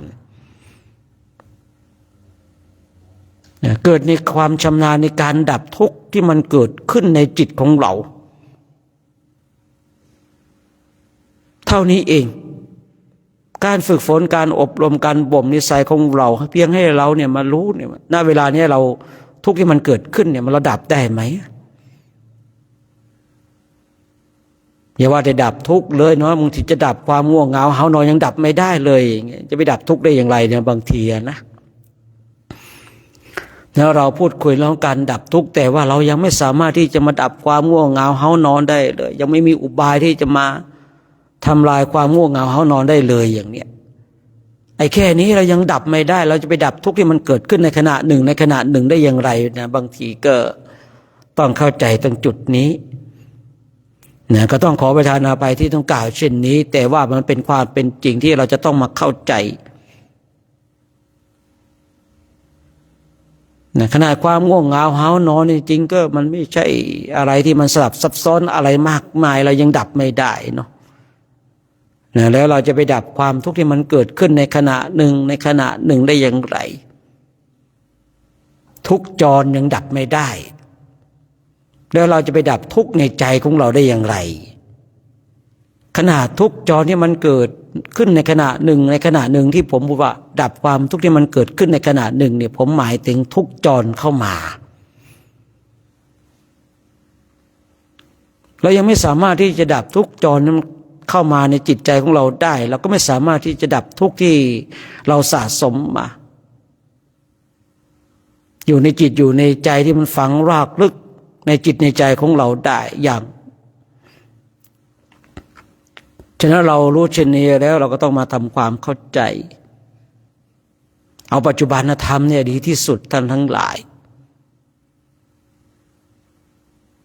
ฝึกฝนอบรมไปมีสติมีสัมปชัญญะมีตัวรู้มีสติปัญญาเราย่อมเข้าใจว่าอ๋อตอนนี้เราเจอความทุกข์มาเบียดเบียนแล้วเราเจอความง่วงเหงาเฮานอนมาเบียดเบียนแล้วเราต้องมีวิธีการในการดับสิ่งที่มันทำให้เราทุกข์ฉะนั้นเช้านี้ก็ฝากไว้นะให้เราท่านทั้งหลายมีความภาคเพียรภาวนานะฝึกฝนอบรมบ่มนิสัยของเรายังไงทุกข์ที่มันเกิดขึ้นอย่าไปรักษาทุกข์นะให้มันดับทุกข์เดี๋ยวนะทุกข์ที่มันจรเข้ามาในขณะหนึ่งเนี่ยมันเข้ามาทางกายก็ดับทางกายเข้ามาทางใจก็ดับทางใจไม่มีความทุกข์ไม่มีความสุขณขณะหนึ่งนะก็ดูความว่างรู้อยู่กับความว่างนั้นนะฝึกฝนอบรมจนเข้าใจเจอความว่างก็ดับความว่างอีกนะอย่างที่ผมได้กล่าวไว้เมื่อสักครู่นี้ว่าบางทีมันก็จะดูเหมือนสลับซับซ้อนนะบางทีบางคนบางท่านไปดับความว่างไปดับอย่างไรอีกเนี่ยคือบางสิ่งบางอย่างอธิบายไปก็ไม่เข้าใจขอประทานอภัยที่ต้องกล่าวเช่นนี้นะเจอความว่างไปดับความว่างแล้วมันดับอย่างไรความว่างเนี่ยบางทีบางคนบางท่านพอได้ยินคำนี้มันจะดับอย่างไรแล้วความว่างเนี่ยนะเมื่อใดก็ตามถ้าจิตของเราไปเจอความว่างแล้วระดับความว่างได้ท่านทั้งหลายจะเข้าใจในคำพูดของผมตรงจุดนี้แต่ท่านทั้งหลายยังไม่เข้าใจว่าจิตว่างเป็นอย่างไรแล้วดับความว่างเป็นอย่างไรเนี่ย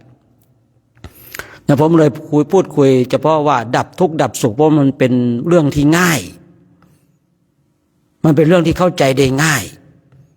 แต่ไปดับความว่างเนี่ยบางทีบางคนบางท่านอาจจะไม่เคยได้ยินคำนี้นะอาจจะสงสัยว่าเอ้าก็มันว่างแล้วมันจะดับอย่างไรเนี่ยนะคือสาระสำคัญบางสิ่งบางอย่างอธิบายก็ไม่เข้าใจต้องให้จิตของเราเข้าไปรู้เอง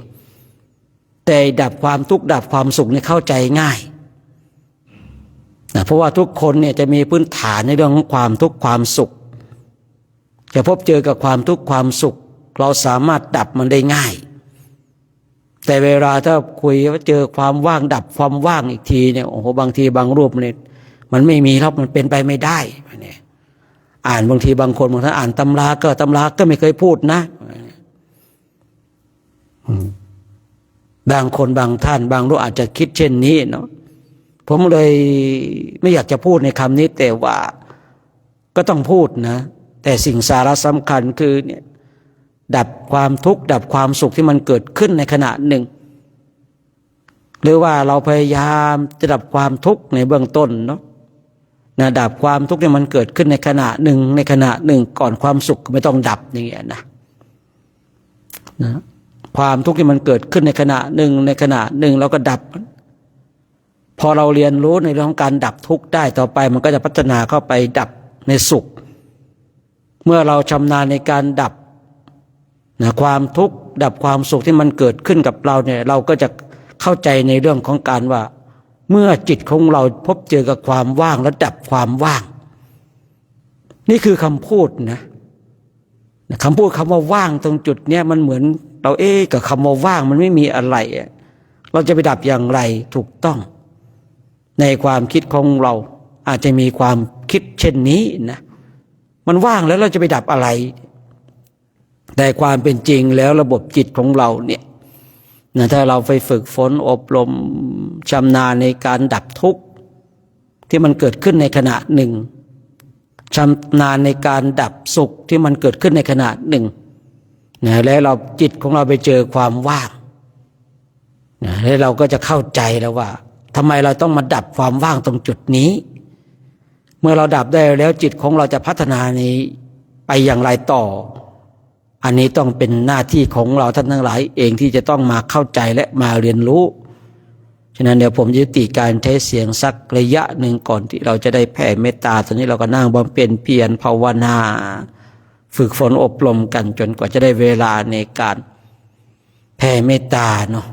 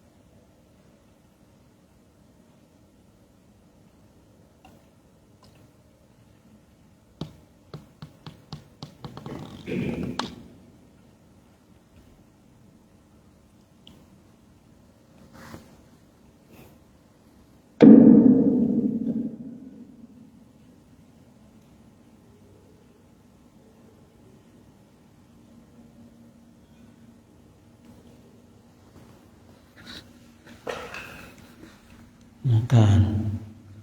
เจริญจิตตภาวนาสมควรแก่เวลานะ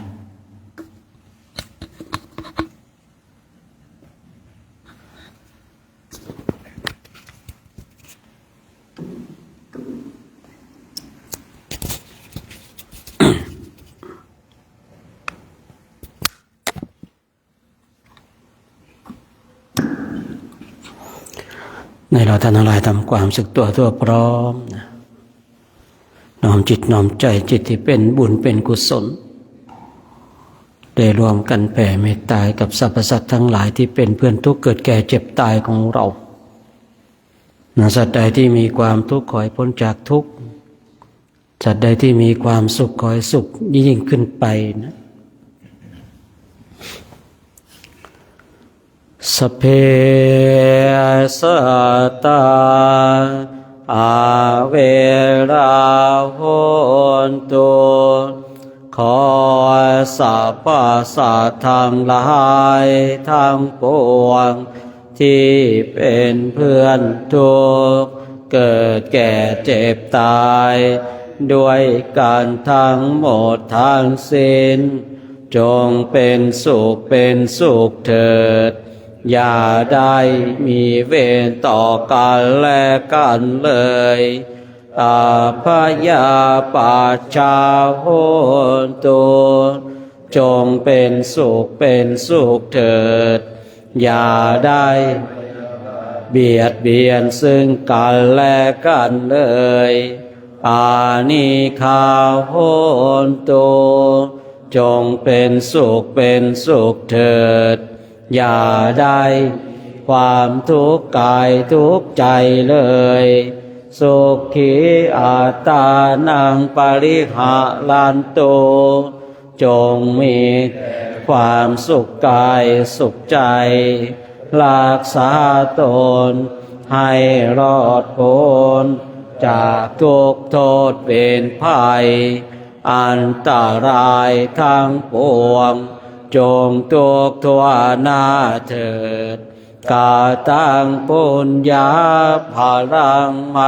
หังสัพเพภาคียภวันตุเตขอสรรพสัตว์ทั้งหลายทั้งปวงเหล่านั้นจงเป็นผู้มีส่วนได้เสวยผลบุญที่ข้าพระเจ้าทั้งหลาย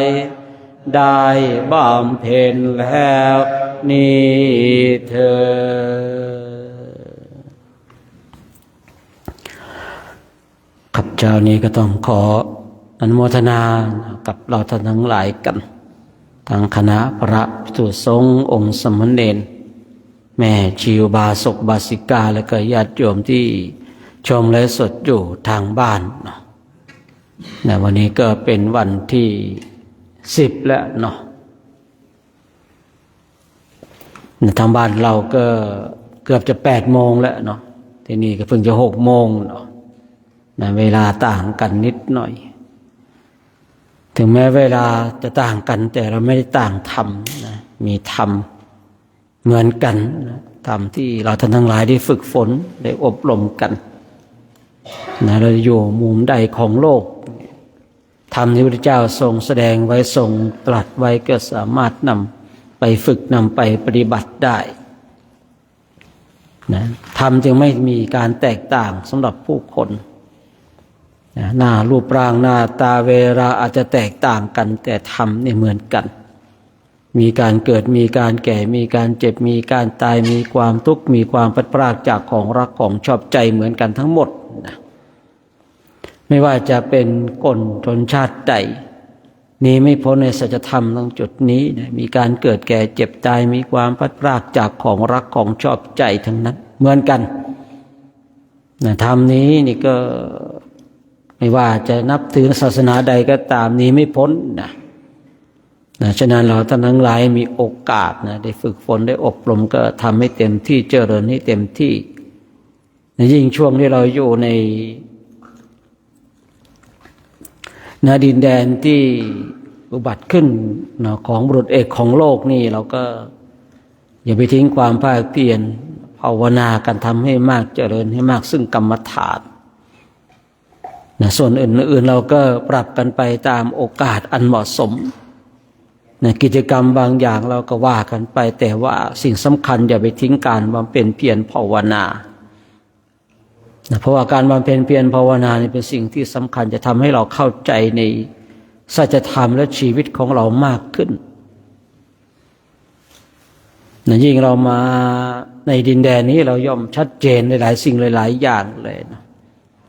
ในจุดเริ่มต้นของโครงการเราเพื่อให้เราท่านทั้งหลายได้มีโอกาสได้มากราบสังเวชนียสถานทั้งสี่สิ่งพระเดชพระคุณหลวงพ่อเองท่านก็มีความเมตตาอยากให้พระเราเนรเราญาติโยมเรามีโอกาสได้มากราบสังเวชนียสถานทั้งสี่เมื่อเรามาถึงแล้วเราก็ต้องทำให้เต็มที่อย่าทิ้งโอกาสอันดีงามท่านทั้งหลายบางรูปก็มาหลายๆครั้งแล้วบางรูปก็เพิ่งมาก็ทำให้เต็มที่มาเก่ามาใหม่ก็ทำให้เต็มที่มาร่วมด้วยช่วยกันทำสิ่งที่ดีงามสิ่งเหล่านี้ก็มีประโยชน์กับใครตัวของเราเองทำวัดสวดมนต์เจริญจิตตภาวนาจาริกทุดงค์เพื่อตัวใครเพื่อตัวของเราเองท่านทั้งหลายไม่เพื่อคนอื่นเลยนะเราทำวัดสวดมนต์เราก็ได้บุญกุศลเราเจริญจิตตภาวนาเราก็ได้บุญกุศลเมื่อเราได้แล้วคนทั้งหลายที่มีอุปการะคุณมีบิดามารดาญาติสนิทมิตรสหายผู้อุปถากอุปถัมภ์เราก็ได้บุญกับเราด้วยคือพูดง่ายๆว่าพ่อแม่ญาติพี่น้องโยมอุปถากผู้มีอุปการะคุณจะได้บุญเนี่ยเราต้องมีบุญก่อนนะท่านทั้งหลายแต่ถ้าเราไม่มีบุญคนเหล่านั้นก็ไม่ได้บุญจากเราเราจะต้องมีบุญก่อนฉะนั้นบุญเนี่ยบุญเกิดขึ้นจากอะไรเราทำวัดสวดมนต์ก็ได้บุญแล้วเราเ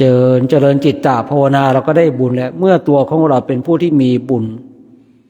ผู้ที่มีอุปการะคุณกับเราก็ได้บุญกับเราไปด้วยฉะนั้นเราก็ต้องมาขวนขวายมาทำให้เต็มที่ครับเวลาทำวัดสวดมนต์เราก็ทำวัดสวดมนต์กันเวลาเจริญจิตตภาวนาเราก็เจริญจิตตภาวนากันในช่วงที่เราเดินเราก็เดินกันไปภาวนากันไป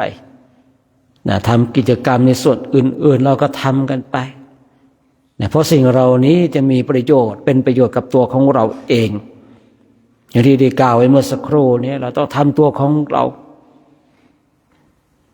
ให้เป็นเนื้อนาบุญเราจะต้องมีบุญเมื่อเราเป็นผู้ที่มีบุญแล้วเนี่ยคนทั้งหลายที่ได้อุปถากอุปถัมภ์เรามีอุปการะคุณกับเราเขาก็จะได้บุญกับเราด้วยอานิสงส์แห่งบุญก็จะส่งตรงไปเนี่ยถึงแม้ว่าเราจะอยู่ที่ประเทศอินเดียก็ตามแต่อำนาจของบุญพลังแห่งบุญเนี่ยสามารถส่งไปทั่วสารทิศได้ญาติของเราอยู่ทางประเทศไทยอยู่ทางสปป.เราอยู่ในประเทศอื่นๆก็ได้รับพลังบุญจากตัวของเราได้เนี่ยแต่ถ้าเราเป็นผู้ไม่มีบุญ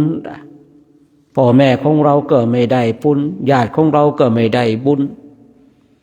ไม่ได้เกิดขึ้นจากปากนะโยมอนุโมทนาบุญนะเราไม่มีบุญเลยเนาะเขาอนุโมทนาบุญเขาจะได้บุญหรือเปล่าล่ะเราไม่มีบุญจะให้เขาอนุโมทนาบุญแล้วจะบุญจากไหนให้เขาอนุโมทนาเราจะต้องเข้าใจตรงจุดนี้ว่าเราเป็นเนื้อนาบุญเราเนี่ยเป็นเนื้อนาบุญให้กับบุคคลทั้งหลายญาติโยมอุปถากอุปถัมภ์เราเนี่ยบางคนบางท่านขอเป็นส่วนหนึ่งเถอะเนี่ยบางคนบางท่านเนี่ยถวายตุปัจจัยมาบางคนบางท่านถวายหมวกถวาย ถุงเท้ารองเท้าถวายจีวรก็อยากเป็นส่วนหนึ่งของบุญนี้ญาติโยมเนี่ยบางคนบางท่านเนี่ยคนขวายนะผมเห็นญาติโยมที่เขาถวายสิ่งของให้เป็นเสบียงในการเดินทางของเราเนี่ยคือญาติโยมสะสมเสบียงบุญเ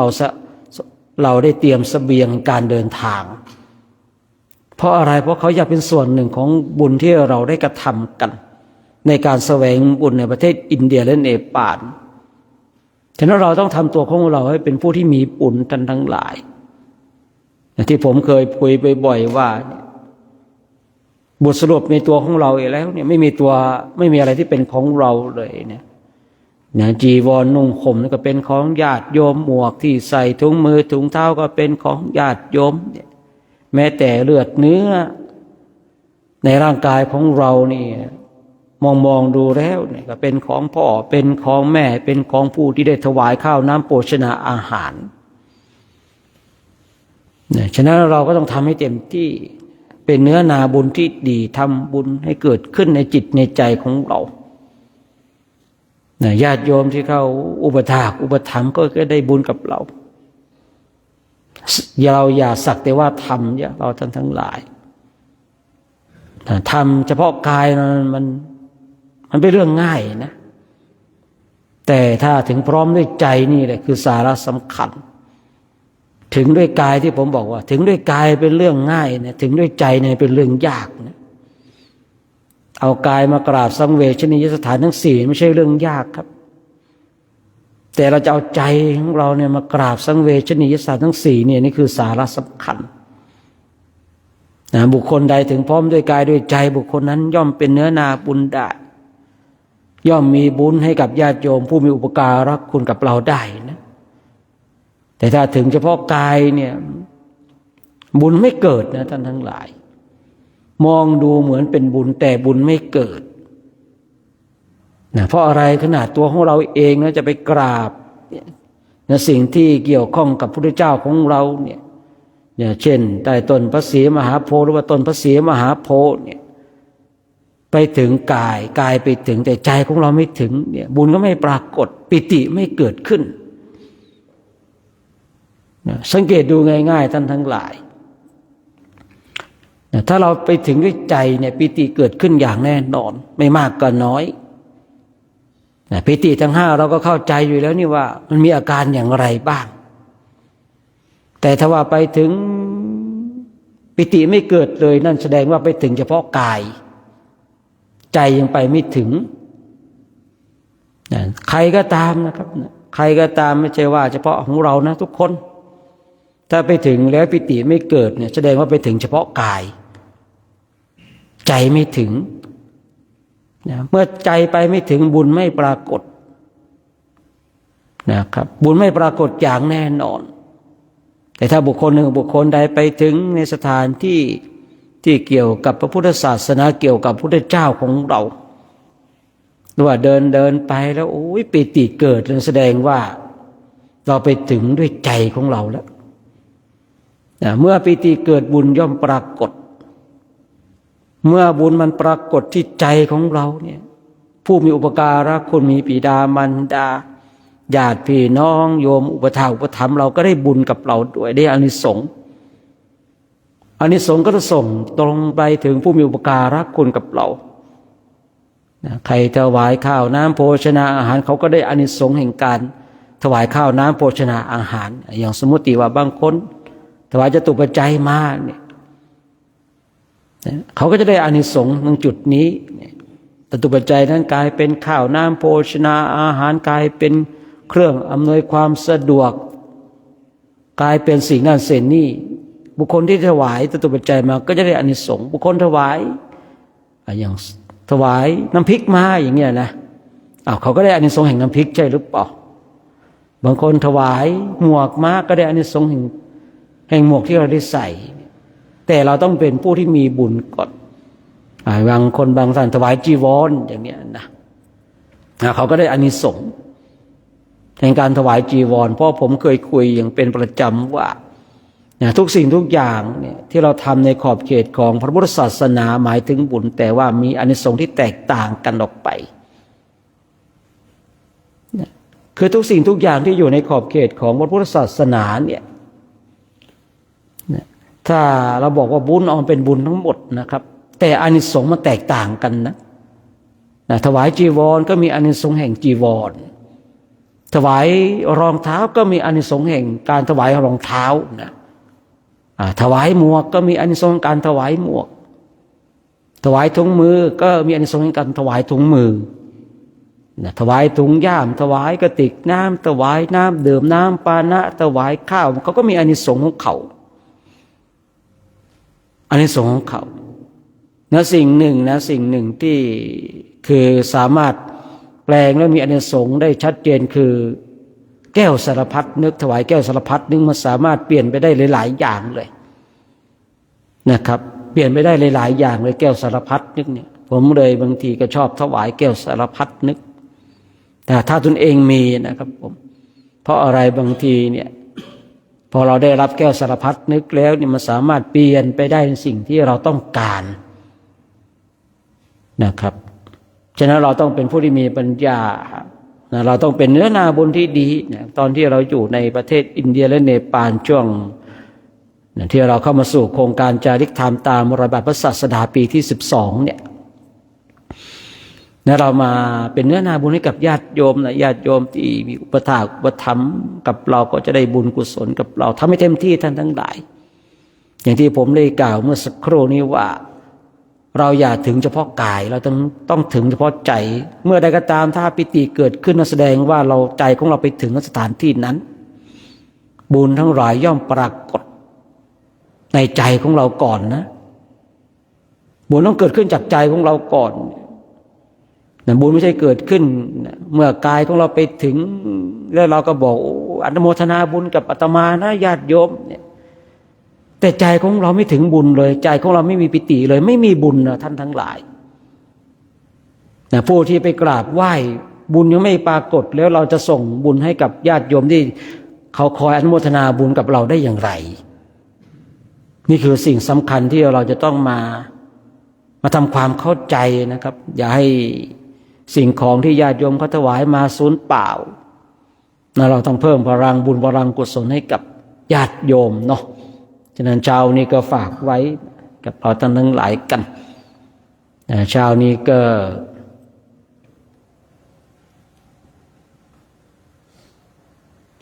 น่าจะเหมือนเมื่อวานนะเนาะ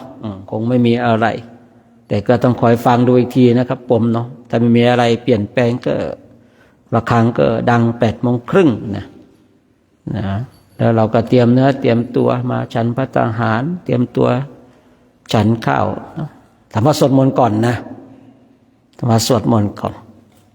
แล้วก็ฉันภัตตาหารเสร็จ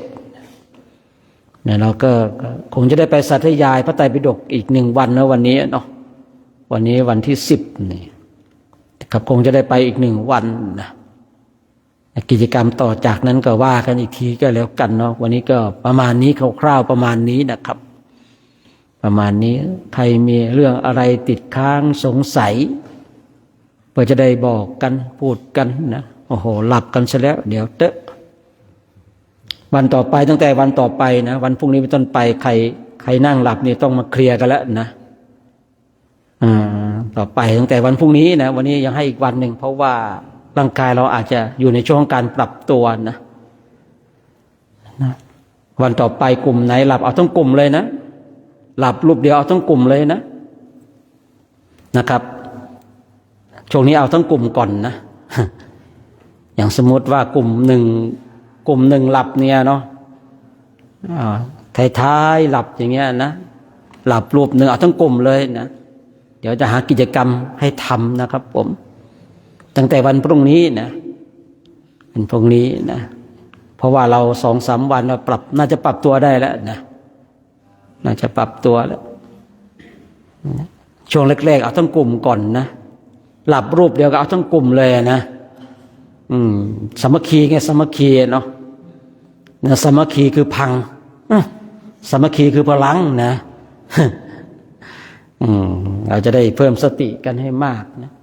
ทำให้มากเจริญให้มากกันเนาะแล้วก็อย่าลืมนะครับเนาะตั้งแต่วันพรุ่งนี้ไปก็ กระตือรือร้นกันหน่อยก็แล้วกันนะเนี่ยแล้วเนนมิกมาหรือยังมิกเอ้ยเมื่อคืนได้พักผ่อนหรือเปล่าเนาะอาจารย์เล่ถามแสดงว่าหลับเพลินนะเลขาดูสมาชิกในกลุ่มด้วยนะครับนะบางทีบางช่วงเพราะว่ามันเป็นช่วงการปรับนะปรับเนื้อปรับตัวปรับสภาพร่างกายและจิตใจนะครับผมแล้วก็ปรับเวลาด้วยเนาะผมก็ทำไมท้องผมร้องนะหันไปดูอ๋อมันจะ8-9 โมงแล้วเนี่ยเนาะปกติเรามีอะไรรองท้องแล้วเนี่ยเนาะตอนนี้ท้องยังไม่ปรับเลยนะครับผมเมื่อกี้นั่งไปทำไมท้องมันร้องจ๊อกดีมันร้องไม่ดังนะถ้าร้องดังแล้วออกไมค์แล้วอายเขาแน่นะ ยังไงก็ช่วยกันนะครับผมช่วยกันประมาณนี้เนาะช่วงถ้าเราออกเดินก็จะว่ากันอีกทีปรับกันไปตามสถานการณ์เนาะเอาละวันนี้ก็ไม่มีใครสอบถามอะไรเนาะมีใครสงสัยอะไรว่าไงต้องแดงแก้วสารพัดนึกถวายแก้วสารพัดนึกสาธุสาธุ100 รูปีนะถ้าปัจจัยจะได้ไปเปลี่ยนเป็นน้ำปานะเมื่อวานก็ให้คำมั่นไปดูน้ำปานะนะครับแม่ก็ใช้ปัจจัยเป็นเหลือเกินเนาะให้ไป20,000 รูปีนะเตรียมน้ำปานะไว้ถวายตอนเดินนะครับตอนเดินเนี่ยใช้ปัจจัยเป็นเหลือเกินนะกลับมาจัดหมดไป23,100 รูปีอย่างนั้นนะโอ้ใช้เงินเป็นแท้เลยนะให้ไปไม่พอนะครับผมนะ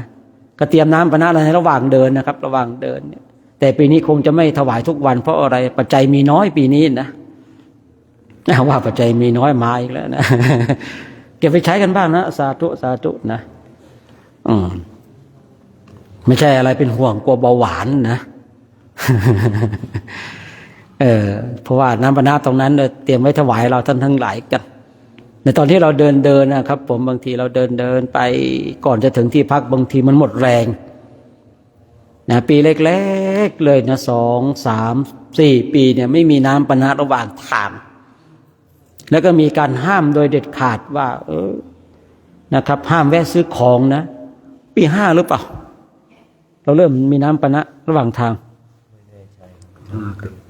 ปี5เนาะ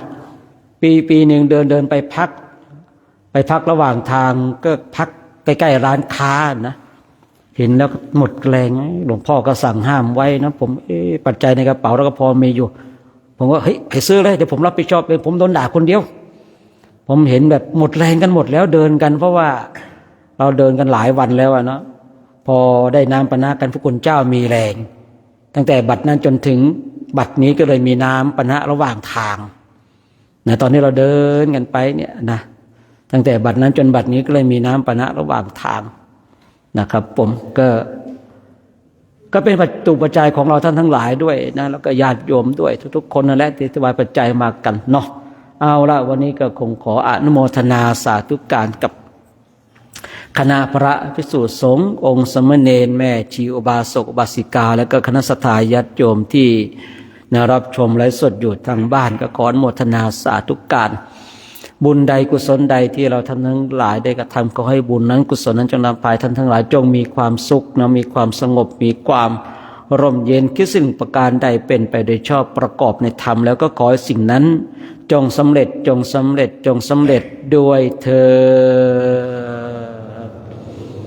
ดร่วมกันให้พรในช่วงเช้านี้ก็แล้วกันเนาะสัพพโลกเวนิโมโตสะภาสันตาปวาจิโตเวระมติการโต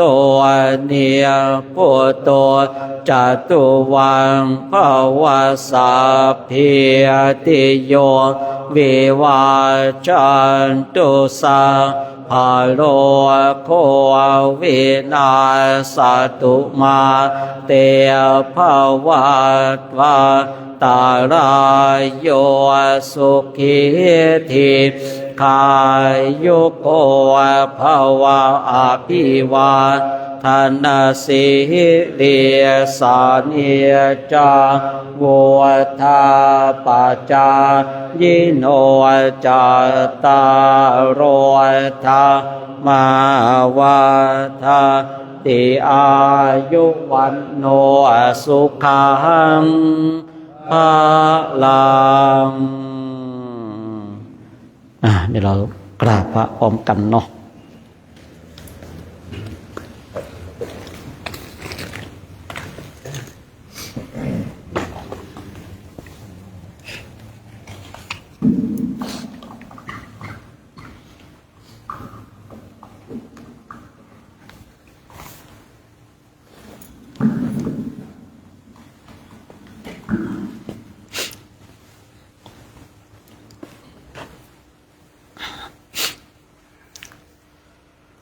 อะระหัง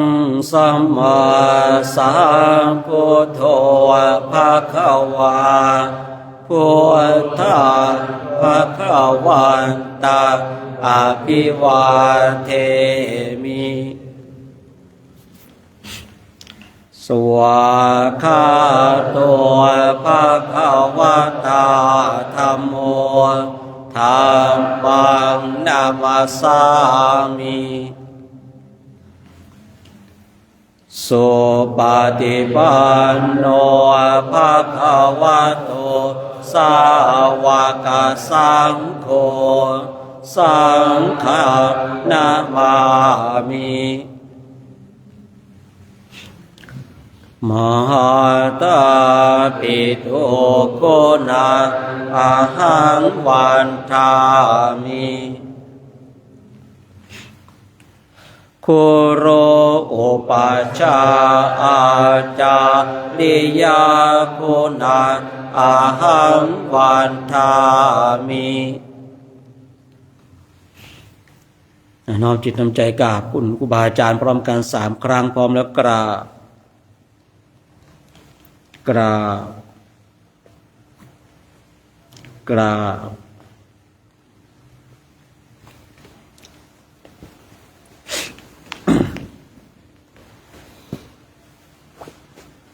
พระภิกษุสงฆ์พร้อมใจกันกราบพระอาจารย์โชคชัยพร้อมกันพร้อมแล้วกราบกราบกราบ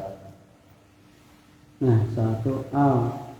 เนรแม่ชีโยมพร้อมแล้วกราบกราบกราบครับผมนิมนต์นะครับผมนะ